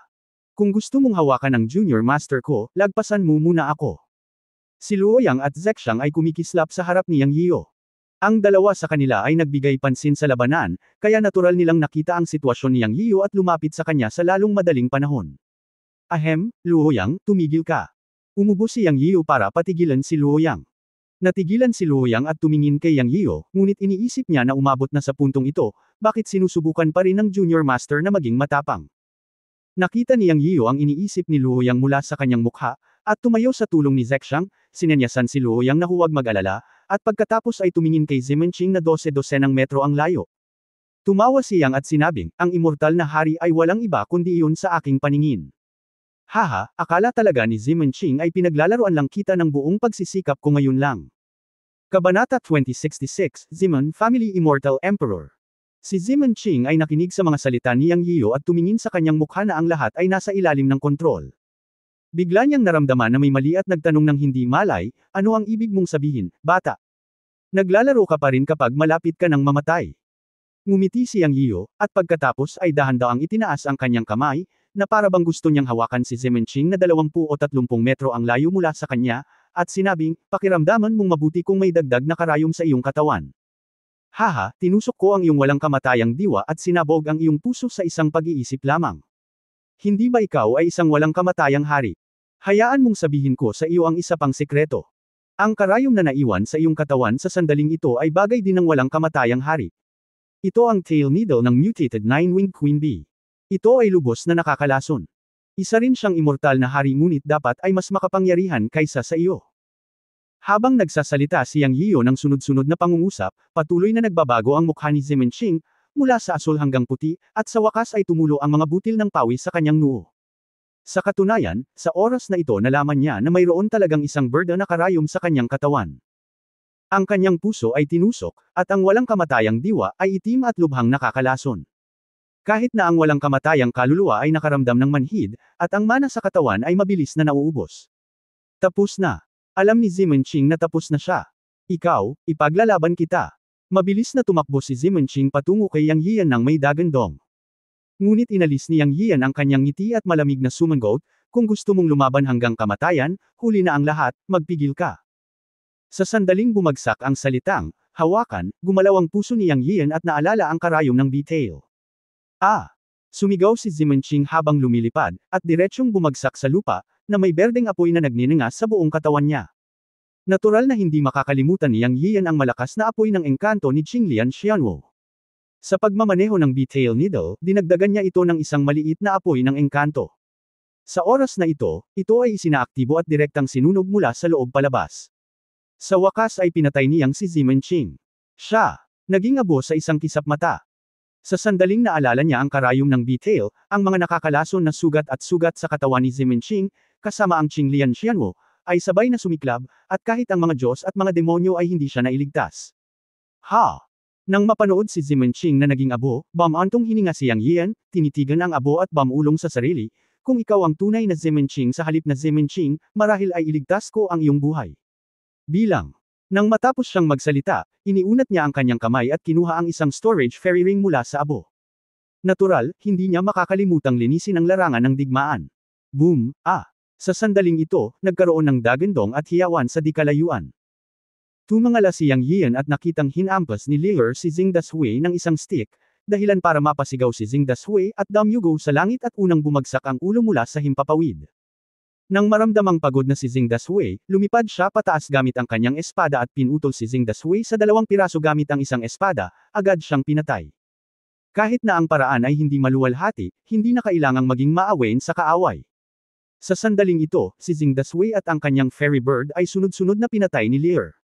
Mayroon pa ring isang Zimen Tianxing na natitira sa field. Sa oras na ito, tila hindi pa ginamit ni Lier ang kanyang buong lakas. Pinipigilan niya si Zimen Tianxing. Ilang sandali lang ay napatay niya si Zimen Tianxing. Si Lier ay malakas at mabangis. Nakikita ni Yang Yiyo na madali niyang nakayanan ang 3 immortal na hari. Hindi siya handang tumulong dahil hindi naman kailangan. Si Zimen Tianxing ay umiiwas sa mga pag-atake ni Lier. Sa simula, ang matandang fox na ito ay nakikipaglaban sa gilid, at si Xing Dashui ay nasa harapan. Ang labanan ay talagang hindi nagtagal. Sa simula hanggang ngayon, 5 o 6 na minuto lang. Nagsumikap siyang patayin si Zimenching, na nasa unang yugto ng immortal na hari, habang pinatay ni Lier sina Xing Dashui at Xianqin, na parehong mahusay na mga master na katumbas ng huling yugto ng immortal na hari. Ngayon ay isa na lang Zimen Tianxing ang natitira, kaya hindi na siya nag-aalala. Ninuno. Matapos mamatay si Xing Dashui, si Zimen Tianxing ay nasa matinding pagkalito. Una, ang kanyang anak ay pinatay ni Yang Yiyo, at pagkatapos ay si Xing Dashui ay pinalo hanggang sa mamatay ni Lier gamit ang isang patpat, at pinatay siya ni Yang Yiyo. Sa pagkakataong ito, si Zimen Tianxing ay mahiyain na. Hindi ko akalain na ganito pala kalakas ang unggoy na ito. Ang aura ay iyon lamang ng isang demonyong unggoy na nakarating sa dakilang kaperpekto ng walang kamatayang hari. Siya, si Xing Dashui at ang fairy bird ni Xing Dashui ay pawang mga master ng huling yugto ng 3 immortal na hari. Maging si Xing Dashui ay napakalapit sa dakilang kasakdalan.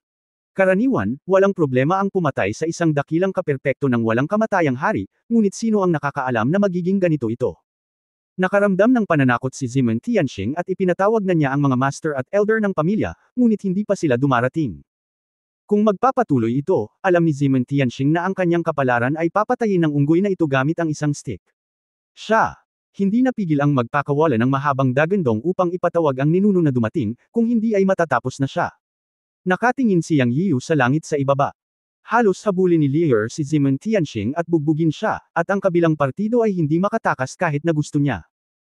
Nang marinig si Zimen Tianxing na sumisigaw ng matandang ninuno, nanikip ang puso ni Yang Yian, dahil naalala niya na noong nakikipag-chat siya kay Dongfang Tairen, binanggit ni Dongfang Tairen na ang 4 na pangunahing pamilya sa kanilang Chaos Immortal City ay lahat ay may mga panginoon na nakaupo sa pamamahala, at may mga tao sa antas ng mga lumang ninuno. Bagamat hindi niya ito sinabi ng detalyado, ang ibig sabihin ni Dongfang Tairen ay ang 4 na pangunahing pamilya ay lahat ay may malalakas na tao sa antas ng immortal na mga emperador na namumuno, ang tanging pinagkaiba ay kung sino ang mas malakas at kung sino ang mas mahina. Malinaw, sumigaw si Zimen Tianxing ng matandang ninuno upang humingi ng tulong. Kung talagang may ninuno ang pamilya Zimen, natatakot ako na ito ay isang malakas na tao sa antas ng mga immortal na emperador. Kahit na hindi alam ni Yang Yian kung gaano kalakas ang sinumpaang kapatid na ito na si Lier Mekak, tiyak na mahirap harapin kung makakatagpo siya ng isang malakas na tao sa antas ng mga immortal na emperador. Sa pag-iisip nito, sumigaw si Yang Yian kay Lier sa kalangitan, "Brother Lier, mabilis na tapusin ang labanan." Ayaw niyang i-drag ito, kung hindi, kung talagang dumating ang isang malakas na tao sa antas ng mga immortal na emperador, mahirap itong harapin. Nakilala lang niya si Lier at ayaw niyang habulin ng Immortal Emperor at tumakas muli. Ano man ang mangyari, kailangan muna niyang patayin si Ziman Tianxing. Kung ang pamilya Ziman ay may ninuno sa antas ng Immortal Emperor, iyon ay isang bagay para sa hinaharap. Matapos patayin si Ziman Tianxing, sila ni Liu Er ay aalis sa Chaos Immortal City. Hamanin din niya ang Immortal King at ang Immortal Emperor balang araw. Boom! Puff! Sa sandaling matapos sumigaw si Yang Yio, binasag ni Liu Er sa langit si Ziman Tianxing. Si Ziman Tianxing ay sumigaw at nagsuka ng dugo at lumipad pabalik. Napangiti si Yang Yio, alam niyang nagpuwersa si Liu Er. Kahit na si Ziman Tianxing ay hindi namatay mula sa stick na ito, malamang na siya ay kalahating patay. Si Ziman Tianxing, na nataman at lumipad palayo, ay hindi siya hinabol, ngunit lumipad ng patalikod. Hinabol siya ni Liu Er ng isang whoosh, itinaas ang kanyang mahabang stick at akmang sasamantalahin ang pagkakataon na patayin si Ziman Tianxing. Sa isang kisap mata, dumating si Liu Er sa harap ni Ziman Tianxing, at ang mahabang stick sa kanyang kamay ay kamakaway, at bigla niya itong nabasag. Alam ni Yang Yian na kapag nataman niya si Ziman Tianxing, siya ay magiging lumpo. Akala niya tapos na. Pero sinong mag-aakala na may kakaibang mangyayari? Isang malamig na ungol ang parang kulog, at ang malamig na singhot na ito ay narinig mula sa lahat ng direksyon.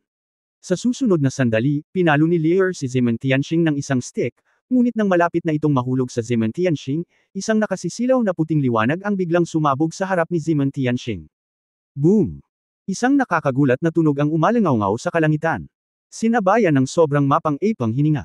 Halos masakop ang buong kalangitan. Ang malakas. Ito ay ang hininga ng malakas.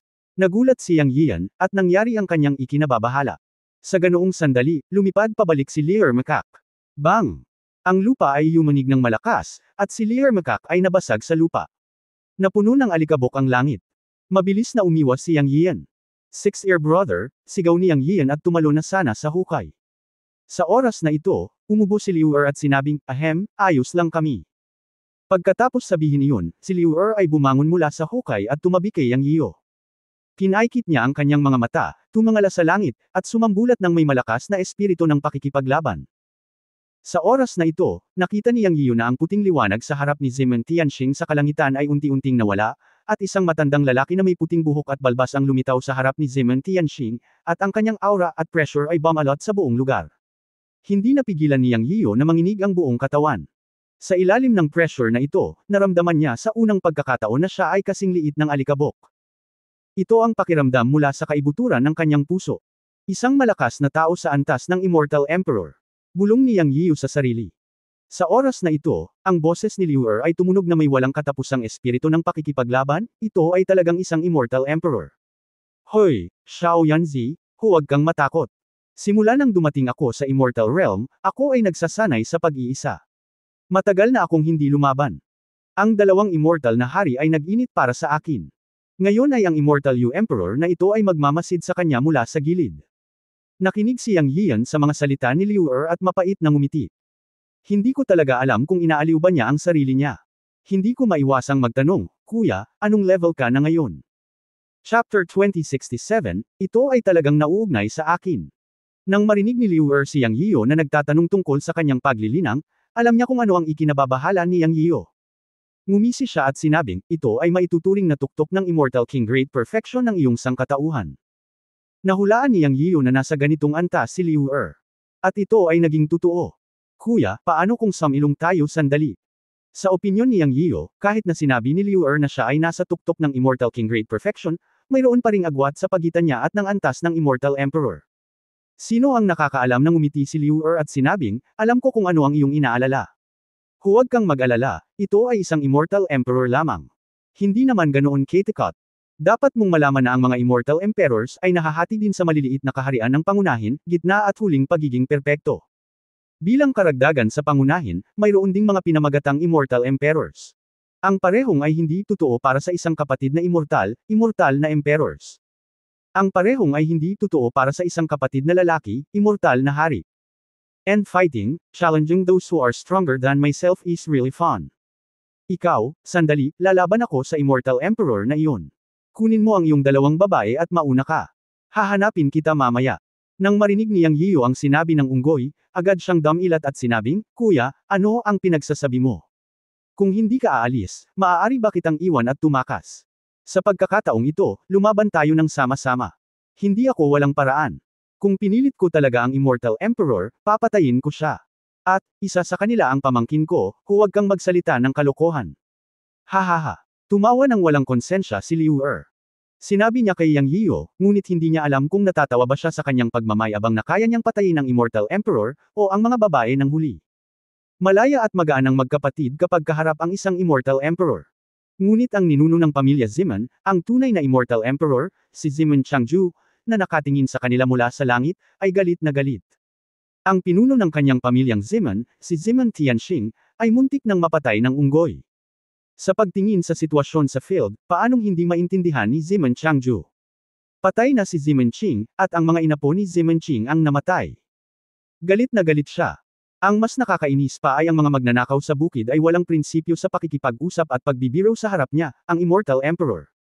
Nililigawan talaga si kamatayan. Sa oras na ito, si Ziman Tianxing, na nailigtas, ay nakabawi ng hininga at nagmamadaling yumuko at nagsabi, "Salamat sa pagliligtas, ninuno, mangyaring gumawa ng desisyon." Ngumuso si Ziman Changju at nagmura, "Ano ang problema ng walang kwentang bagay?" Nanginginig na sumagot si Ziman Tianxing, at mabilis na iniulat ang buong sanhi at epekto.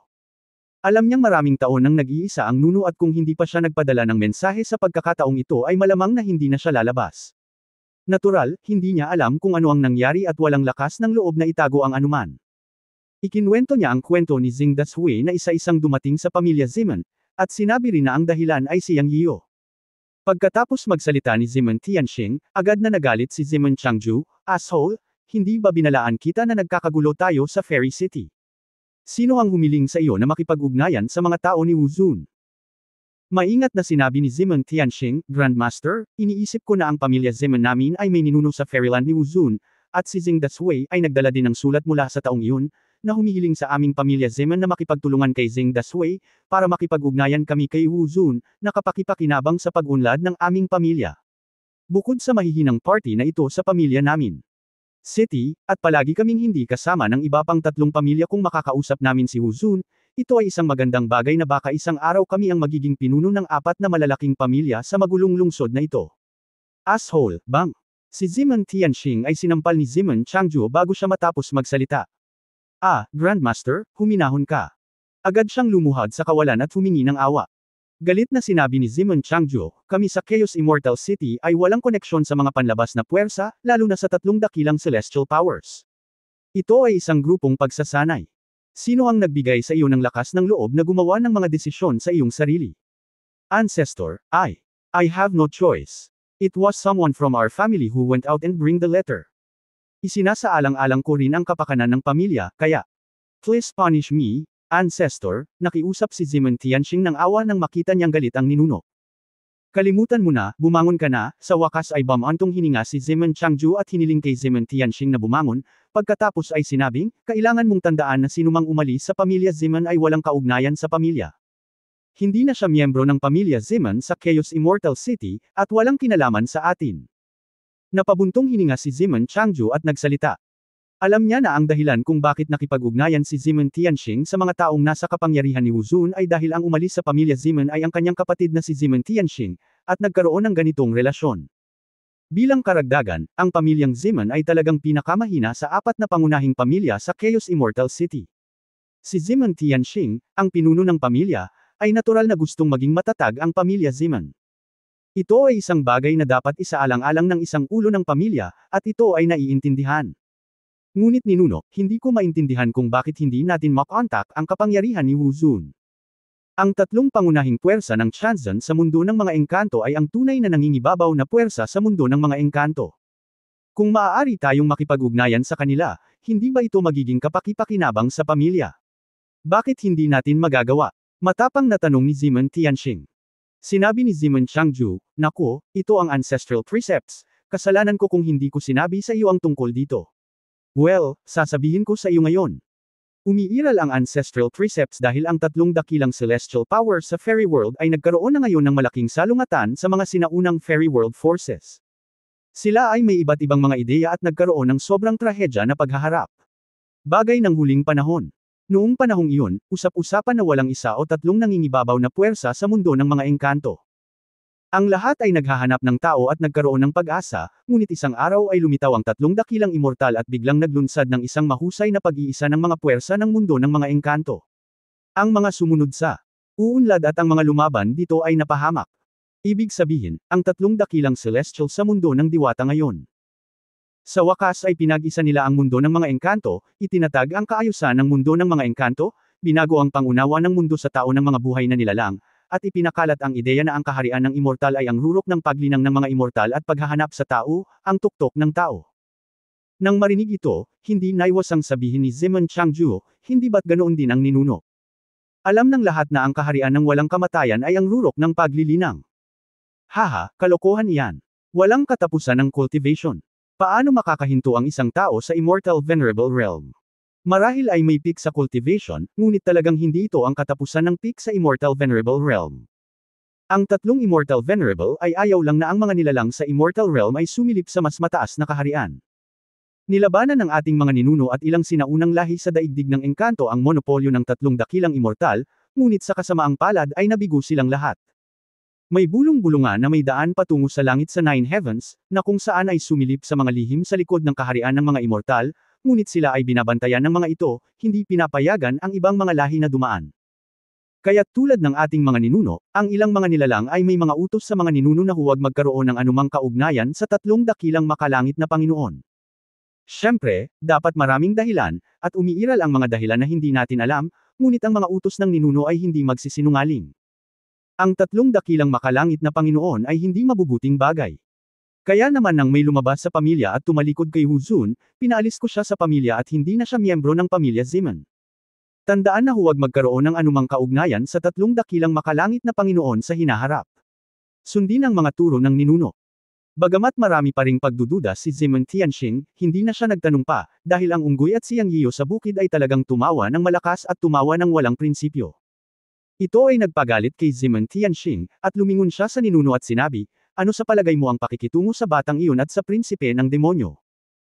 Sinabi ni Ziman Changju sa isang malalim na boses, kahit na si Xing Daswei ang nagtulak sa iyo na pumunta dito sa pagkakataong ito at hayaan ang aking pamilyang Ziman na madamay, ang mga anak ng pamilya Ziman ay hindi maaaring mamatay ng walang kabuluhan, at hindi tayo maaaring mawalan ng mukha, kung hindi, pagtatawanan ng mga tao ang ating pamilyang Ziman dahil sa pagiging talagang walang kakayahan.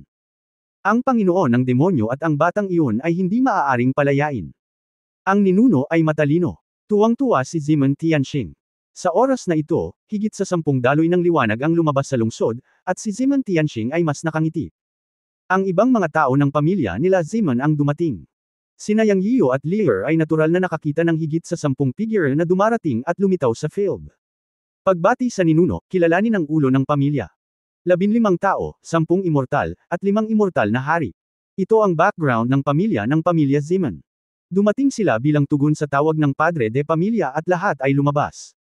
Hulihin mo ang batang iyon at ang demonyong unggoy para sa akin, utos ni Ziman Tianxing bilang Padre de Pamilya.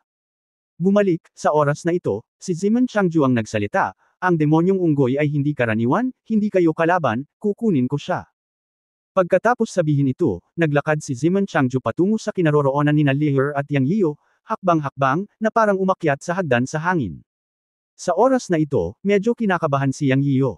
Pagkatapos ng lahat, ang matandang ito ay ang ninuno ng pamilya Ziman at isang makapangyarihang immortal emperor. Napakalakas na ng aura niya. Si Lear sa tabi niya, sa kabilang banda, ay lalong nananabik na lumaban, at handa na para sa isang labanan. Napangiti nito si Yang Yiyo ng mapait sa kanyang puso, ngunit hinangaan din niya ang malaking kapatid na unggoy na ito. Bagamat si Lear ay nasa pinakamataas na antas ng Great Perfection of the Immortal King, hindi siya natakot sa lahat ng kaharap ang isang immortal emperor na mas makapangyarihan kaysa sa kanya. Sa halip, puno siya ng fighting spirit. Hindi ito ang psikolohikal na kalidad na maaaring taglayin ng mga ordinaryong nilalang. Emph, 2 Junior, gusto mo bang sumuko o hayaan ang emperador na ito na gawin ito mismo? Bumaba si Ziman Changju mula sa himpapawid, tumayo ng 10 metro ang layo mula kina Yang Yiyo at Lear at sinabing mabagal. Naging tense ang atmosphere sa field. Napapaligiran siya ng mga tao ng pamilya Ziman, at sa harapan niya nakatayo ang immortal emperor ng pamilya Ziman. Kahit gaano pa ito tingnan ni Yang Yiyo, pakiramdam niya ay maliit ang tsansa na manalo. Handa niyang ipagsapalaran ang lahat at gamitin ang kapangyarihan ng Chenkun Temple. Ngunit hindi niya inaasahan na sa sandaling matapos magsalita ang Immortal Emperor ng pamilya Zeman, isang malakas ngunit mapilit na boses ang umalingaw-ngaw sa buong venue. Matandang Zeman, handa ka na bang mawalan ng mukha? Ang pang-aapi sa dalawang maliliit na bata, hindi ka ba natatakot na pagtawanan ka ng mga tao kapag nakalabas na ito? Natigilan si Yang Yiyo, at bumulong si Leer, hindi ako maliit na bata, lahat kayo ay maliliit na bata sa aking paningin. Sa sumunod na sandali, nagbago ang mukha ni Zeman Changju at sinabing, matandang Dongfang. Pinatay nila ang aking mga inapo, at dapat ayusin ang account na ito. Ano ang kinalaman nito sa iyo? Bakit gusto mong makialam sa negosyo ng ibang tao? Hahaha. Nagkataon lang, sila. May kaugnayan talaga sa matandang ito. Sa oras na ito, natapos ang eksena sa isang masigasig na tawa, at dalawang tao ang lumitaw sa labas ng hangin. Isang matandang lalaki na berde, at isang payat at pandak na binata na may 3 metrong haba na espada sa kanyang balikat. Eastern Iron Man. Nakita ni Yang Yiyo ang Eastern Iron Man at naintindihan ng kaunti. Hehe Yanze, sabi ko magkapatid na tayo simula ngayon. Kapatid ka ng Eastern Iron Man ko. Sa Chaos Fairy City, walang makakabuli sa'yo. Nakangiting sabi ng Eastern Iron Man at Commandant kay Yang Yiyo. Kabanata 2068 Paggalang ni Dongfang Haotian. Narinig ni Yang Yiyan si Dongfang Iron Man na nagsasalita tungkol sa kanyang lolo, na siya ring haligi ng pamilya Dongfang. Ngayong nakita niya siyang lumabas kasama si Dongfang Iron Man, naisip niyang walang alinlangan na totoo ito. Ngunit hindi niya inaasahan na magpapakita si Dongfang Iron Man at ang kanyang lolo sa kritikal na sandali. Ito ay isang bagay na hindi inaasahan ni Yang Yiyan, ngunit nakaramdam siya ng init sa kanyang puso ng walang dahilan. Sinabi ni Dongfang Iron Man na makikipagkaibigan siya sa kanya, at ngayon ay tila hindi lang siya nagsasalita, ngunit pinatunayan ito sa aktwal na mga aksyon. Sa pagtingin sa paraan ng pagkindat ni Dongfang Iron Man sa kanya, biglang naalala ni Yang Yiyan ang unang kaibigan na nakilala niya pagkarating niya sa mundo ng mga engkanto si Du Jiebin. May pagkakapareho silang dalawa. Sila ang uri ng mga tao na nagsasabi ng isa at ang ibig sabihin ng isa, at ang dalawa ay nangangahulugang dalawa. Kung sasabihin nila, magiging magkaibigan sila, hindi lang nag-uusap. Kaya lang pagkatapos na si Du Jiebin ay naging disipulo ng isang Hanyuan Daoist na walang kamatayan, hindi na niya ito nakita muli sa taong iyon, at umalis din siya. Ngayong iniisip ito, napakabilis ng panahon, mahigit 1,000 taon na ang lumipas. Napunta rin siya mula sa pagiging isang Celestial Immortal hanggang sa pagiging isang Hanyuan Daoist na immortal ngayon. Sa muli nilang pagkikita balang araw, malamang na magiging master din si Du Jiebin. Naalala ni Yang Yiyan na sinabi ni Du Jiebin na siya ay isang hangin at kulog na walang kamatayang katawan, kaya dapat siyang magkaroon ng magandang pagkakataon. Ang Eastern Iron Man ay nagpakita sa oras na ito upang tulungan siya. Hindi ko lang alam kung ang Immortal Emperor ng pamilyang Zeman ay magbibigay ng mukha sa lolo ng Eastern Iron Man, o kung ang lakas ng pamilyang Eastern ay sapat na. Sa mundo kung saan iginagalang ang malalakas, ang lahat ay nakabatay sa lakas. Kung sino ang may mas malaking kamao ay ang amo. Lumapit si Dongfang Tairen at bumulong, iyan ang aking lolo Dongfang Haotian. Huwag kang mag-alala, si Zeman Changju ay hindi nangangahas na kumilos ng mayabang sa harap ng aking lolo. Magsasalita na sana si Yang Yiyo nang si Zeman Changju ay sumangot ng malamig at sinabing, sabihin mo sa akin, matandang Dongfang, ano ang kinalaman ng batang ito sa iyo? Pinatay niya ang aking inapo. Hahayaan ba natin ito? Kinilala ng apo kong si Dongfang Tairen si Yang Yiyo bilang kanyang kapatid, at nanumpa kaming magkakapatid. Sa madaling salita, si Yang Yiyo ay miyembro ng aking pamilyang Dongfang. Sabihin mo sa akin, paanong wala itong kinalaman sa akin? Posible bang ikaw, Zeman Changju, ay gustong pumatay ng isang tao sa aking pamilya Dongfang? Pag-usapan natin ang inapo ng pamilya mong Zeman. Ano ang ginawa mo sa iyong sarili? Hindi mo ba alam at gusto mong sabihin ko sa iyo? Ilang puwersa sa Chaos Immortal Realm ang may mga ninuno na nagtakda ng mga alituntunin ng mga ninuno na huwag sumama sa mga tagalabas na iyon. Sa tingin mo ba ay exception ang pamilya Zeman mo? Sunod-sunod na nagtanong si Dongfang Haotian, at hindi nakaimik si Zeman Changju. Namula ang kanyang mukha sa bawat salitang sinabi ni Dongfang Haotian. Totoo na sa pagkakataong ito sina Zeman Tianxing at Xing Dashui ay nagsama laban sa mga utos ng ninuno. Narinig pa ni Zeman Changju ang pagbabante sa mga salita ni Dongfang Haotian, at halos itutok ang kanyang ilong at sinabing, ang iyong pamilyang Zeman ay nakikipagsabuatan sa mga dayuhang kaaway, at mayroon ka pa ring lakas ng loob. Ang bagay na ito ay nasa ulo. Ang mga sinaunang puwersa sa buong Chaos Immortal Realm ay maghihintay para sa iyong pamilyang Zeman na mapuksa, tama ba? Sa pag-iisip nito, talagang hindi nakaimik si Zeman Changju.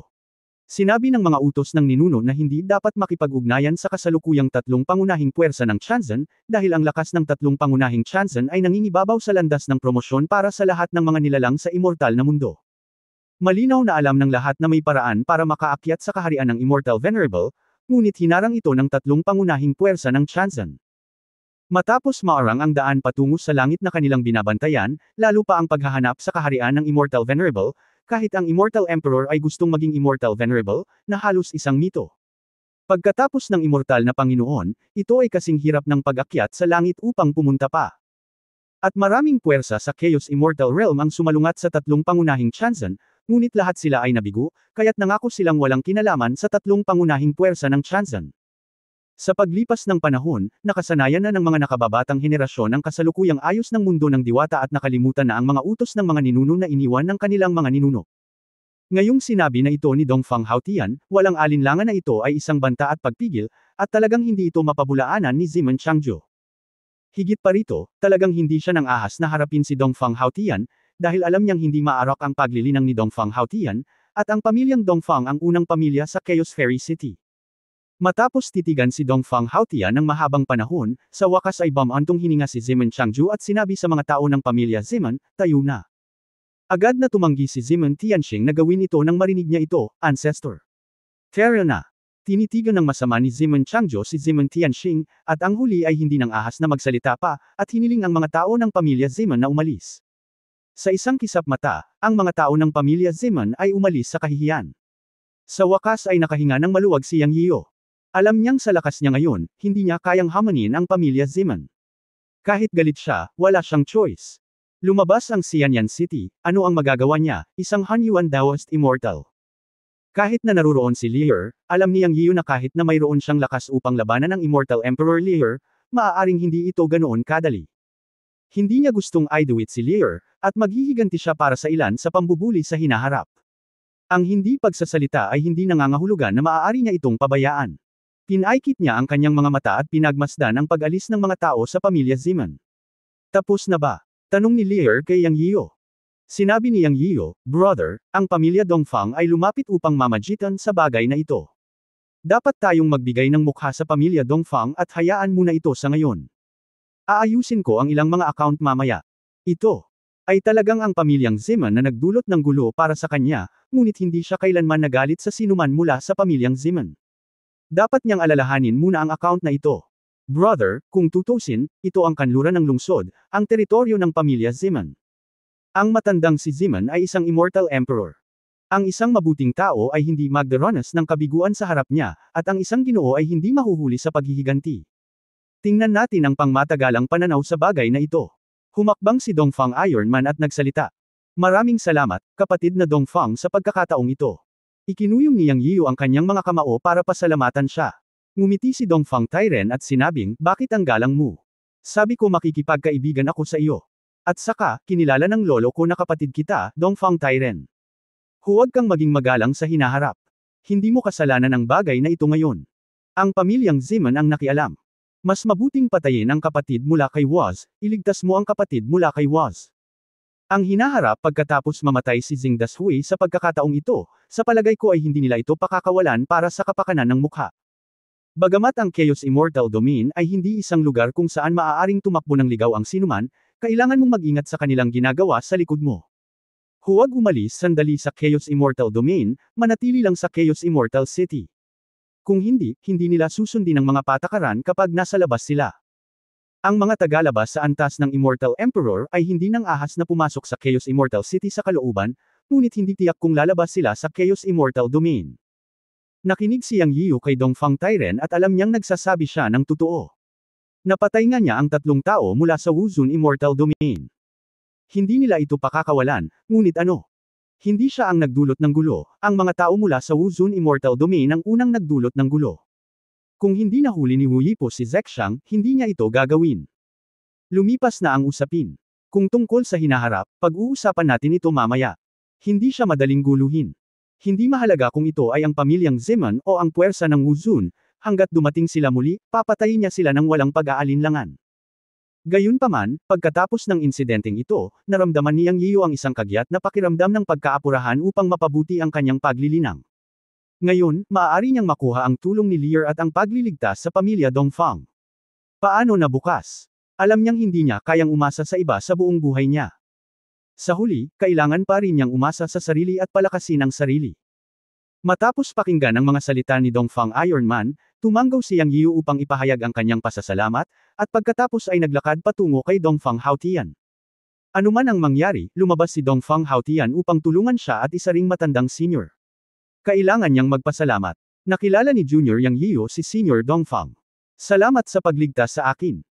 Alam ni Yang Yiu na si Dongfang Haotian ay dapat na isang mas makapangyarihang tao kaysa kay Zimen Changju, kung hindi, si Zimen Changju ay hindi aalis ng may kahihiyan pagkatapos magsalita ng ilang salita si Dongfang Haotian.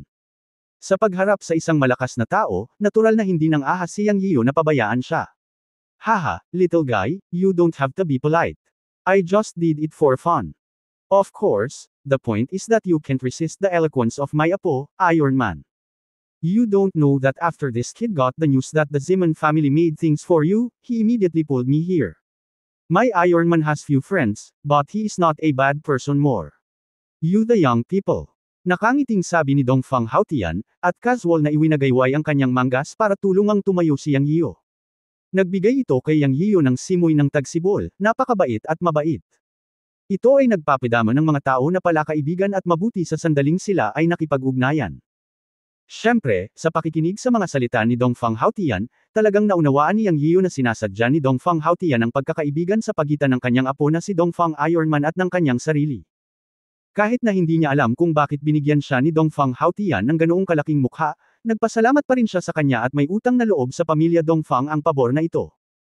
Magalang na sumagot si Yang Yiu, huwag mag-alala, Senior Dongfang, sa hinaharap, sina Yang Yiu at Dongfang Iron Man ay magiging magkapatid, na nagbabahagi ng mga paghihirap at kaligayahan. Hahaha. Okay, maalalahanin ka. Alis na tayo, iniimbitahan kita sa aking pamilyang Dongfang para mag-usap. Si Dongfang Haotian ay nasa mabuting kalagayan. Kung ganoon, mas gugustuhin ng Junior na sumunod sa utos mo ng may paggalang. Oh, nga pala, nakalimutan kong ipakilala siya. Ito ang sinumpaang kapatid kong si Lear Mekak. Ipinakilala ni Yang Yiu si Lear Mekak kay Dongfang Haotian at sa kanyang apo. 6-year Daos na kaibigan, magalang ka. Hindi inaasahan ni Yang Yiu na pagkatapos niyang ipakilala si Lear, same time na binati ni Dongfang Haotian si Lear at pantay ang pakikitungo nito sa kanya, samantalang binati lang niya ito. Dahil dito, muling tumangala si Yang Yiu kay Lear, ang nakatatandang kapatid. Sino si Dongfang Haotian? Siya ay ang pinuno ng 4 na pangunahing pamilya sa Chaos Fairy City, at siya rin ay isang kinatatakutan na pag-iral sa Xianyan City tulad ng Zimen Changju, ngunit sa sandaling ito ay binibigyang pansin niya si Lear. Ngumisi si Lear at sinabing, matanda, salamat sa pag-aalaga mo sa kapatid ko. Hindi ako sanay na manatili sa teritoryo mo ng tao, at hindi mo kailangang maging magalang.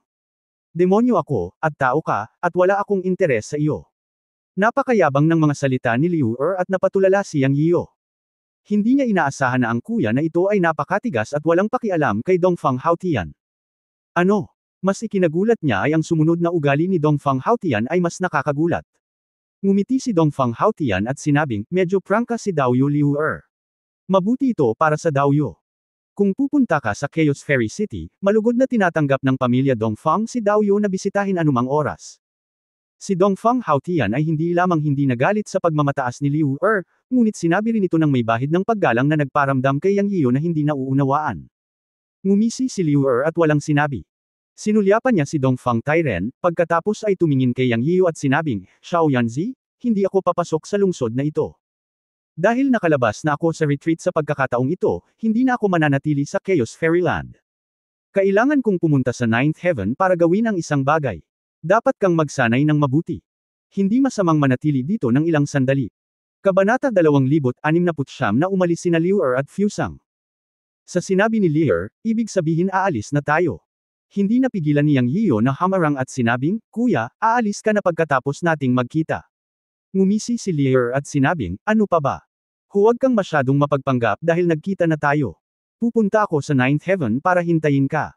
Sinabi ko sa iyo kanina na may mga bagay akong dapat harapin. Huwag kang mag-alala tungkol sa maldita na puwersa ng Wuzun. Hindi sila naglakas loob na magpadala ng mga Immortal Emperor para manggulo.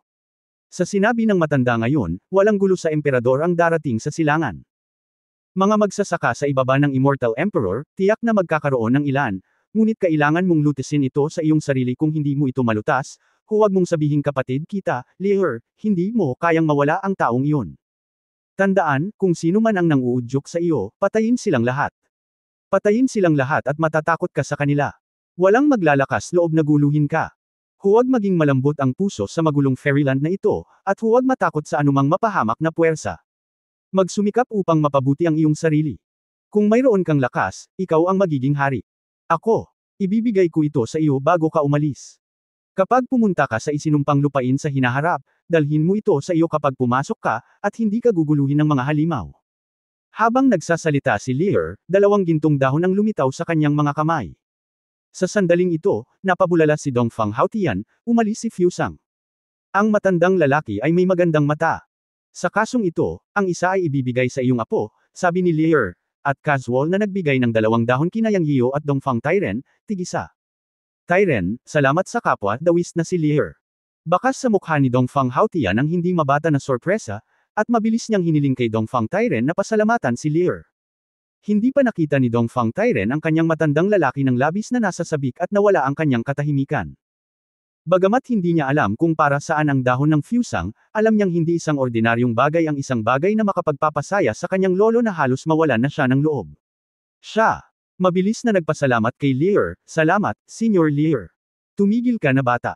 Dahil magkapatid kayo sa akin, tawagin mo akong kuya. Mabait kang bata. Ngumisi si Lear. Dongfang Tairen ay medyo napahiya. Ang kanyang matandang lalaki at si Lear ay magkapantay, at ngayon ay hiniling sa kanya ni Lear na tawagin siyang kuya. Ito, medyo nakakalito ang henerasyon, at hindi niya maiwasang tingnan siya na parang lolo. Sa oras na ito, pinandilatan siya ni Dongfang Haotian at sinabing, ano ang tinitingnan mo sa akin, brat? Dahil hiniling sa iyo ng kapwa dawis na si Lear na sumigaw, pagkatapos ay sumigaw. Sa pahintulot ng kanyang lolo, nagmamadaling sinabi ni Dongfang Tairen, salamat, Kuya Lear. Kalimutan mo na, kalimutan mo na. Hindi ko gusto ang masalimuot na kagandahang asal ng iyong lahi ng tao. Aalis na ako. Matandang Dongfang, salamat sa iyong problema. Hihintayin ka ni Xiao Yunzi sa 9 Heavens. Sa sandaling bumaba ang boses, si Lear ay naging isang stream ng liwanag at nawala. Kuya, medyo nag-alala si Yang Yio. Tumingin siya sa direksyon kung saan umalis si Lear at sumigaw, ngumiti ng mapait sa kanyang puso. Ang kapatid na ito ay laging mapusok, o malaya at madali, at hindi siya nag-aatubiling gumawa ng mga bagay. Siya, umalis kaagad sa sinabi niyang gagawin niya. Bagamat nag-aatubili siya, wala siyang pagpipilian. Alam niyang ganito ang ugali ni Lear. Ngunit sa pag-iisip tungkol sa mga naunang salita ni Lear, paanong hindi niya maintindihan na si Lear ay malamang na pumunta sa 9 Heavens upang magdulot ng kaguluhan para sa mga puwersa ng Wuzun. Alam niya ang ugali ni Lear at napakatapat niyang tao. Maaaring harangan niya ang mga puwersa ng Wuzun sa pagpapadala ng mga taong ka-level ng Immortal na Emperor para gumawa ng gulo para sa kanya. May kakayahan si Lear sa ganoong bagay. Siya ay labis na nag-aalala na si Lear ay pupunta at pukawin ang mga puwersa ni Wuzun ng mag-isa. Iniisip kung paano nagpakita ng paggalang si Dongfang Haotian kay Lear ngayon, naisip niya na ang nakatatandang kapatid na ito ay may kakayahang protektahan ang kanyang sarili. Bagaman nag-aalala siya, wala siyang ibang pagpipilian kundi ang magpasya na mapabuti ang kanyang paglilinang sa lalong madaling panahon. Hawak ang mga dahon ng hibiscus na ibinigay ni Lear sa kanyang kamay, palihim na nagdesisyon si Yang Yio. Okay, Xiao Yanzi, pumunta tayo sa Dongfang family. May sasabihin ako sa iyo. Nagsalita muli si Dongfang Haotian sa oras na ito. May itatanong lang si Yang Yio kay Dongfang Haotian, kaya tinawagan niya sina Zexang at Luoyang. Sa susunod na sandali, iwinagayway ni Dongfang Haotian ang kanyang kamay, at medyo nahihilo si Yang Yio at nakakasilaw ang liwanag. Hindi niya namamalayan na ipinikit ang kanyang mga mata, ngunit ang pakiramdam na ito ay nawala sa isang iglap. Nang muli niyang imulat ang kanyang mga mata, nakita niyang nakarating na silang lahat sa isang pavilion sa isang lawa. Welcome to the Dongfang family as a guest, haha, nakangiting sabi ni Dongfang Iron Man. Laking gulat ni Yang Yio. Anong uri ng mahiwagang kapangyarihan ang mayroon siya upang dalhin ang 4 o 5 tao mula sa labas ng Chaos Fairy City West City patungo sa Dongfang family sa isang iglap? Napakalaki ng pavilion, nasa gitna ng lawa, napapaligiran ng mga bundok at tubig, at parang isang fairyland. Ang hindi inaasahan ni Yang Yio ay binigyan niya si Dongfang Iron Man ng isang set ng tea set at inilagay ang mga ito sa pavilion. Tila alam ni Dongfang Haotian na maraming tanong si Yang Yio, at masayang sinabi, Xiao Yanzi, maupo kayong lahat. Ang set ng mga tea set na ibinigay ninyo kay Iron Man ay napaka-interesante. Ang batang ito ay anak sa akin. Halika, maupo at tikman ang aking kakayahan sa paggawa ng tsaa. Kung mayroon kang anumang mga katanungan, maaari tayong mag-usap ng dahan-dahan. Nagpasalamat si Yang Yiu sa kanya at umupo kasama si Luo Yang Zexang at ang dalawa pa. Nagsimulang gumawa ng tsaa si Dongfang Haotian na parang isang malusog na kapitbahay, at sinabing, dapat kang lumipat sa pamilya Dongfang mula ngayon. Bagamat maikli ang mga salita, tumingin sila sa mga mata ni Yang Yiu, at naunawaan ni Yang Yiu ang ibig sabihin ni Dongfang Haotian. Ang paghiling sa kanila na lumipat sa pamilya Dongfang ay talagang isang uri ng proteksyon para sa kanya. Pagkatapos ng lahat, nasaktan niya ang mga puwersa ng Wu Zun at ang pamilya Ziman, at hindi sila simpleng tao. Ikaw, kailangan pa ring mag-ingat sa dapat mong pag-iingatan. Hindi tumanggi si Yang Yiu at nagpasalamat kay Dongfang Haotian. Pagkatapos ng lahat, mayroon siyang Zexang, Luoyang at Jingken na nagsasanay sa pag-iisa. Sa pag-iisip kay Jingken, nagmamadaling sinabi ni Yang Yiu kina Luoyang at Zexang, bumalik muna kayong dalawa at sunduin sina Jingken at Xiao Liuzi. Okay. Alam din ni Luoyang at Zexang ang nangyari ngayon.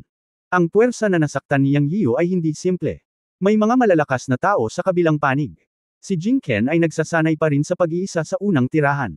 Kinailangan talagang dalhin si Jingken dito. Ang pamumuhay sa pamilyang Dongfang ay magiging ligtas sa ngayon. Tumayo ang dalawang babae at umalis.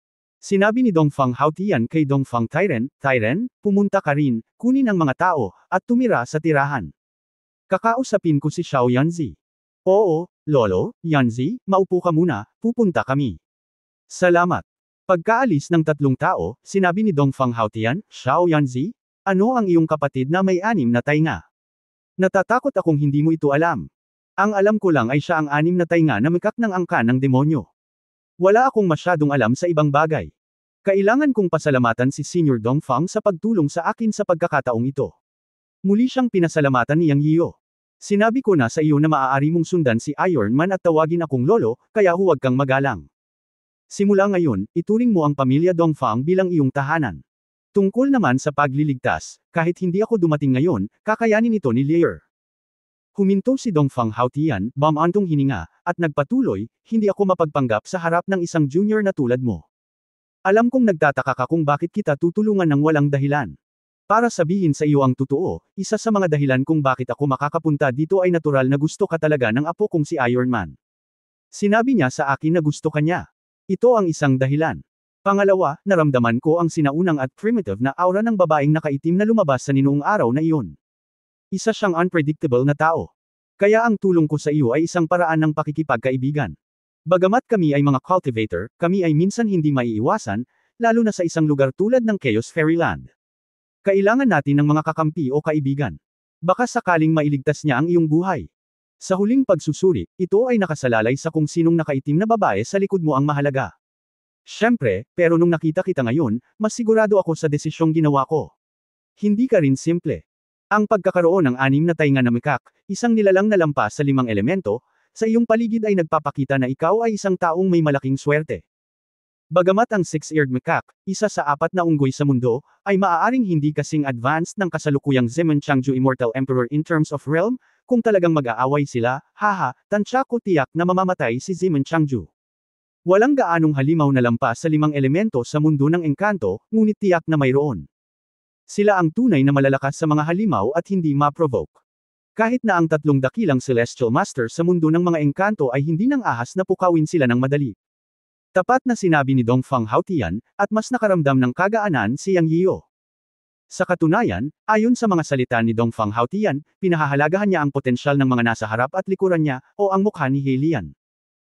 Hindi alam ni Yang Yian kung gaano kalakas at kahiwaga ang Black Lotus, ngunit si Dongfang Haotian, isang matandang fox na nag-ensayo na kung gaano karaming taon, ay tiyak na may nakikita, kaya makatwiran para sa kanya na tulungan siya para sa kapakanan ng Black Lotus. Ngayong lumitaw na si Lear, ang mga salita ni Dongfang Haotian ay mas diretso at mas simple. Hanggat walang ibang pagsasabuatan, maaari niyang alisin ang kanyang mga pagdududa. Ngumiti si Yang Yiu upang ipakita na naiintindihan niya, pagkatapos ay ikinaway niya ang kanyang mga kamay, kinuha ang dahon ng fusang na ibinigay sa kanya ni Lear bago siya umalis, at nagtanong, Lolo Dongfang, alam mo ba kung para saan ang dahon ng fusang na ibinigay sa akin ng aking nakatatandang kapatid na si Lear? At sinabi niya na maaari itong gamitin sa isinumpang lupain. Ano ang lupang isinumpa? Pakipaliwanag. Tumango si Dongfang Haotian at nagsabi, ang fusang na ito ay natural na hindi isang ordinaryong dahon. Nabalitaan na noong sinaunang panahon, mayroong isang matayog na puno na tinatawag na fusang tree sa banal na lupain ng angkan ng demonyo. Ito ay isinilang sa simula ng mundo, na nag-uugnay sa langit sa itaas at sa ilalim ng mundo sa ibaba. Ang mga dahon ay sumisipsip ng espiritual na enerhiya ng langit at lupa, at nabubuo sa araw, naliliwanagan ng araw, na naliliwanagan sa araw, na naliliwanagan ng araw. At mga bituin. Mayroong 36,000 dahon at 36,000 uri ng mga inscription sa araw, buwan at mga bituin ng bawat isa ay naglalaman ng mga lihim ng mahusay na paraan. Siyempre, kung kaya mo bang linangin ang mga supernatural na kapangyarihan ay hindi ko alam ang eksaktong detalye, ngunit ang mga dahon ng hibiscus ay simbolo ng katayuan na ginagamit ng matataas na ranggo ng mga maharlika ng angkan ng demonyo. Sa prehistoric na panahon, tanging ang matataas na ranggo na miyembro ng angkan ng demonyo ang maaaring may nakalagay na dahon ng hibiscus sa kanilang mga damit. Kaya sa bandang huli, sinabi na ang mga tao ay hindi magugulo sa angkan ng demonyo kung dadalhin nila ang mga dahon ng hibiscus sa kanilang teritoryo, ngunit sa halip ay humingi ng tulong mula sa kanila. Kahit na ang mga dahon ng hibiscus ay paunti-unti ng patok sa mga demonyo, hindi ko inaasahan na ikaw, Kuya Lear, ay magbibigay ng 2 dahon ng sabay-sabay. Nakakuha si Iron Man ng 1 piraso, salamat sa iyo. Mula dito, mahihinuhan natin na ang katayuan ni Lear sa angkan ng demonyo ay napakataas. Tumango si Yang Yio, at dahan-daang tumawa sa mga bagay na ito. Hindi niya inaasahan na may ganoong kwento sa pagitan ni Lear at ng mga dahon ng hibiscus. Pagkatapos ay muli siyang nagtanong, nang hindi binanggit ang isinumpang lupain, paano ang isinumpang lupain? Kabanata 2070, Pagtuturo ng daan sa nakababatang henerasyon. Ibinaba ni Dongfang Haotian ang kanyang teacup, tumingin sa langit at sinabing, ang Cursed Land ay ang pinakamisteryoso at mapanganib na lugar sa Chaos Immortal Realm, ngunit para sa mga cultivator, ito ang lugar na pinakagusto nilang puntahan. Na-curious si Yang Yian nang marinig niyang nagsasalita si Dongfang Haotian, kaya hindi niya napigilan si Dongfang Haotian at hinintay siyang magpatuloy. Pakiramdam niya ay hindi pangkaraniwan ang Cursed Land na sinasabi niya. Ngunit hindi nakakagulat, pagkatapos ng lahat, mayroong ilang mga mahiwagang lugar sa Immortal Realm. Patuloy na sinabi ni Dongfang Haotian, ito ay usap-usapan na ang Cursed Land ay isang sinaunang relic ng Heaven Realm, na naglalaman ng mga misteryo ng mundo. Kung may pagkakataon at swerte, mas mahirap para sa bawat kaharian pagkatapos ng Immortal Lord na umunlad at lumusot kaysa umakyat sa langit, dahil ang 3 dakilang Heavenly Lord sa Immortal Realm ay hamarang sa Davanteo sa Immortal Realm, na nagresulta sa Heavenly na daan sa Immortal na Realm, na nagre-resulta ang Immortal Realm, at mahirap umunlad. Teka, hayaan mo akong makagambala, hindi ko maintindihan, ang daan patungo sa langit. Ang 3 dakilang Heavenly Lords, ang nagko-control. May kaugnayan ba ito sa cultivation? Bahagyang nalito si Yang Yian at hindi niya mapigilan si Dongfang Haotian. Ang mga iniisip ni Dongfang Haotian ay tila medyo magulo. Bumalik siya sa katinoan at sinabing, matanda na ako at nalilito. May mga bagay sa mundo ng engkanto na hindi alam ng mga kabataan. Okay, magsimula tayo dito. Okay, alam ni Yang Yiu na hindi sasabihin sa kanya ni Dongfang Haotian ang mga bagay na ito nang walang dahilan. Dapat may dahilan, at ito ay mga sikreto, at gusto rin niyang marinig at malaman. Ngayong nakarating na siya sa mundo ng mga engkanto, mas marami siyang nalalaman, mas makapangyarihan siya. Bukod dito, ang malalaking puwersa na naapi ay parehong malayo at malapit. Ang malayo ay si Wu Zun, isa sa 3 dakilang Celestial Masters. Ngayong pinag-uusapan ito ni Dongfang Haotian, tama lang na alamin ang tungkol dito. Ang malapit sa isa ay natural na ang pamilyang Zeman, na kung ihahambing. Ngayong pansamantalang pinuprotektahan siya ni Dongfang Haotian, hindi nang ahas si Zeman Changzhou na kumilos ng padalos-dalos, kahit sa ibabaw. Pagkatapos ay narinig niyang dahan-daang sinabi ni Dongfang Haotian, ang daigdig ng engkanto ay talagang kontrolado ng 3 dakilang immortal na Panginoon.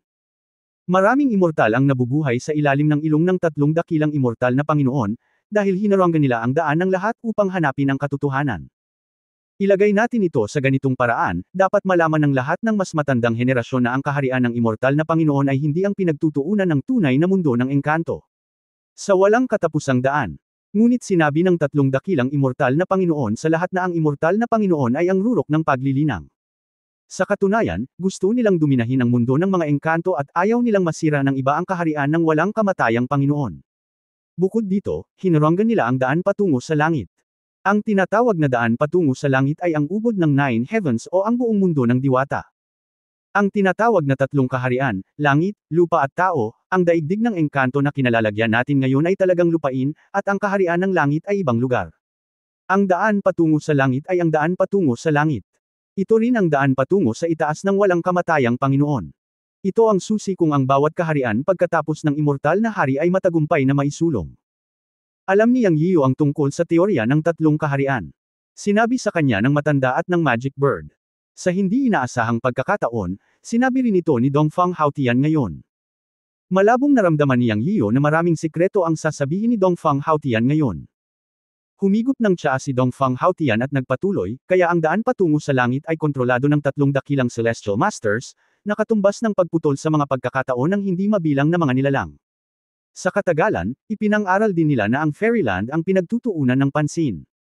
Hindi mahalaga kung ang orihinal na nilalang o ang mga nilalang ng mas mababang daigdig, sa mga salita ng mas mababang Panginoon, sa mga salita ng mas mababang Panginoon, ay nangaral.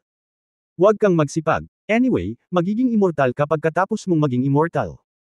Ngunit ito ay panlilin lang. Bagaman hindi alam kung bakit gustong kontrolin ng tatlong dakilang Celestial Masters ang daan patungo sa langit, kung hindi man ay maniktik ang mga nilalang sa Fairyland sa mga misteryo ng langit, ngunit ito ay ganap na hindi makatwiran. Alam ito ng maraming sinaunang puwersa, nilalang, at lahi, ngunit lahat ay lumaban at gustong buksan ang daan patungo sa langit, ngunit ang tatlong dakilang Celestial Master ay masyadong makapangyarihan. Sila ang pinakamagaling sa kaharian ng mga walang kamatayang Panginoon, kaya tinawag silang mga Celestial Masters. Ang sitwasyong ito ay nangyayari sa halos isang panahon. Bawat ilang libo o 10,000 taon, may mga taong patuloy na lalabag sa daan patungo sa langit, at walang pagbubukod, lahat sila ay nagtatapos sa kabiguan. Kaya pakiramdam ng lahat ay hindi posible ang daan patungo sa langit. Walang pag-asa ang daan patungo sa langit, kaya ibang paraan na lang ang naiisip natin. Kaya ang isinumpang lupain ng magulong Fairyland na binanggit ko lang ay isang opsyon. Ang daan patungo sa langit ay isang daan na alam ng lahat, ngunit ito ay hinaharangan ng tatlong dakilang makalangit na Panginoon. Ang ibang paraan ay mas mahirap kaysa sa pag-akyat sa langit, ngunit ito ay isang paraan pa rin. Halimbawa, may ilang lugar sa Fairyland na parang sinumpang magulong Fairyland, at may mga bagay na umiikot sa langit.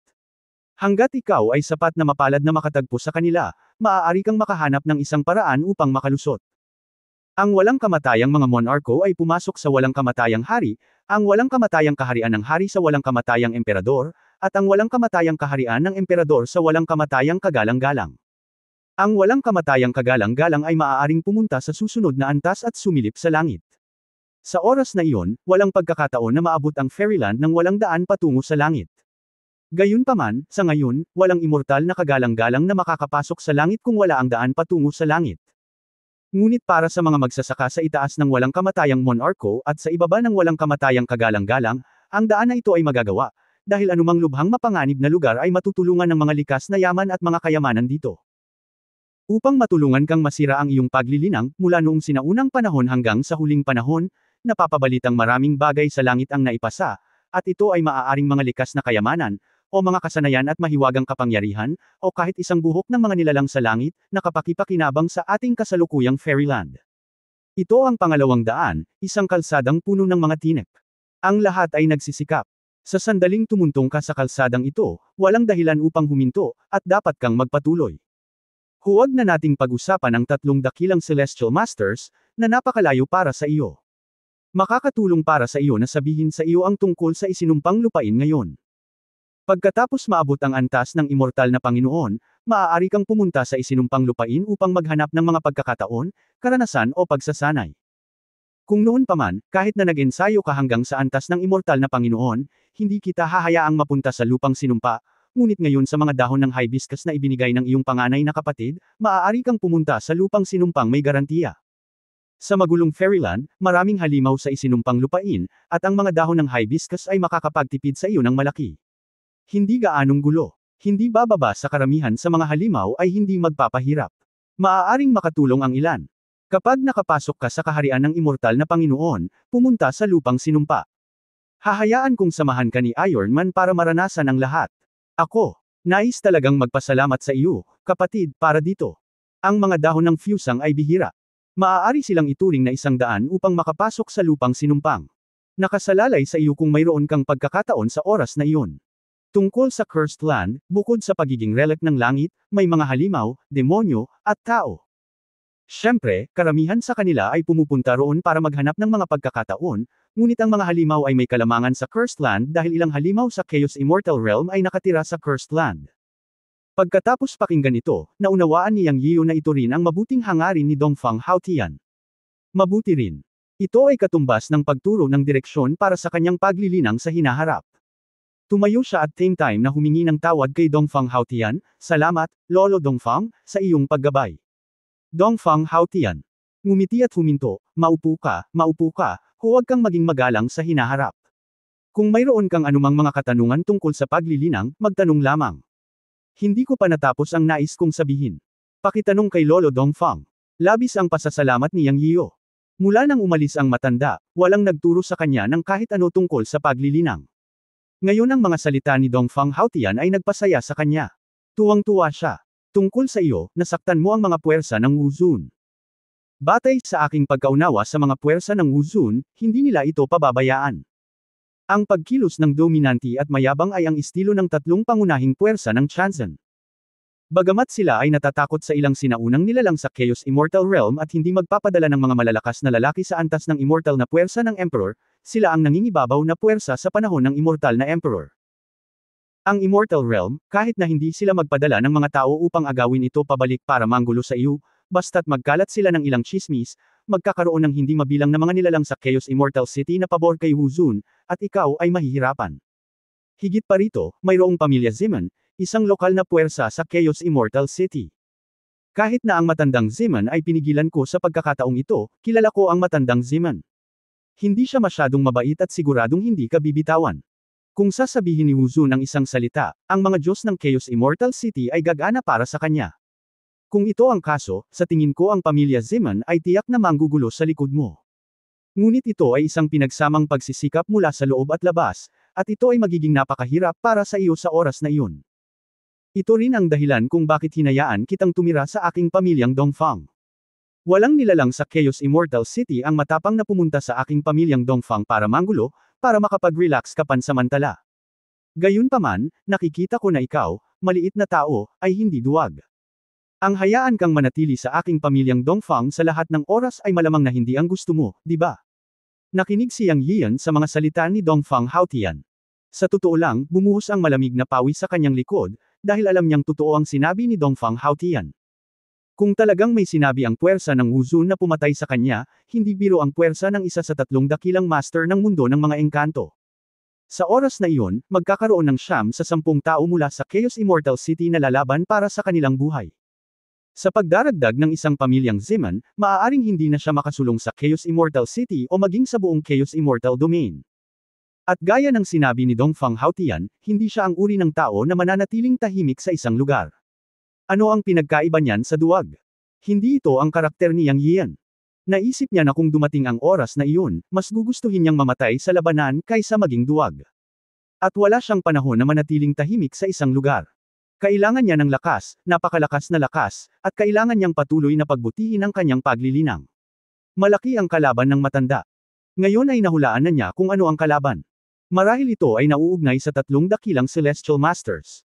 Bilang isang disipulo, paano niya mapapanood ang matandang lalaki na lumalaban sa tatlong dakilang Celestial Masters ng mag-isa? Hindi iyon ang gusto niya. At halos 2,000 taon na siya sa mundo ng engkanto. Ayon sa oras na para sa mga kamag-anak at kaibigan ng Yunmen sa mundo ng paglilinang upang lumipad. Kailangan niya ng mas malakas na lakas at hinihingi ang lakas. Sa pamamagitan lamang ng malakas na lakas mas mapoprotektahan niya ang kanyang mga kamag-anak at kaibigan. Ito ang tunay na panloob na kaisipan ni Yang Yiu. Ngunit ngayon pagkatapos marinig ang sinabi ni Dongfang Haotian, naramdaman niyang medyo mahirap ang mga bagay. Pagkatapos ay nakita niya si Dongfang Haotian, na nakarelax at may mahinang ngiti sa kanyang mukha, at kumikilos ang kanyang puso. Dahil sinabi sa kanya ni Dongfang Haotian ang mga bagay na ito, naisip niya na may layunin, tama ba? Bakit hindi subukang magtanong? Tiyak na magpapakita sa akin ng paraan ang gayong dakilang tao. Sa isang pagbilang ng kanyang mga mata, sinabi ni Yang Yiu, Lolo Dongfang, gusto kong pumunta sa sinumpang lupain ngayon. Mangyaring tulungan ako at tulungan mo ako ng paraan. End of this chapter. Abangan ang susunod na kabanata, at please, like, share and subscribe.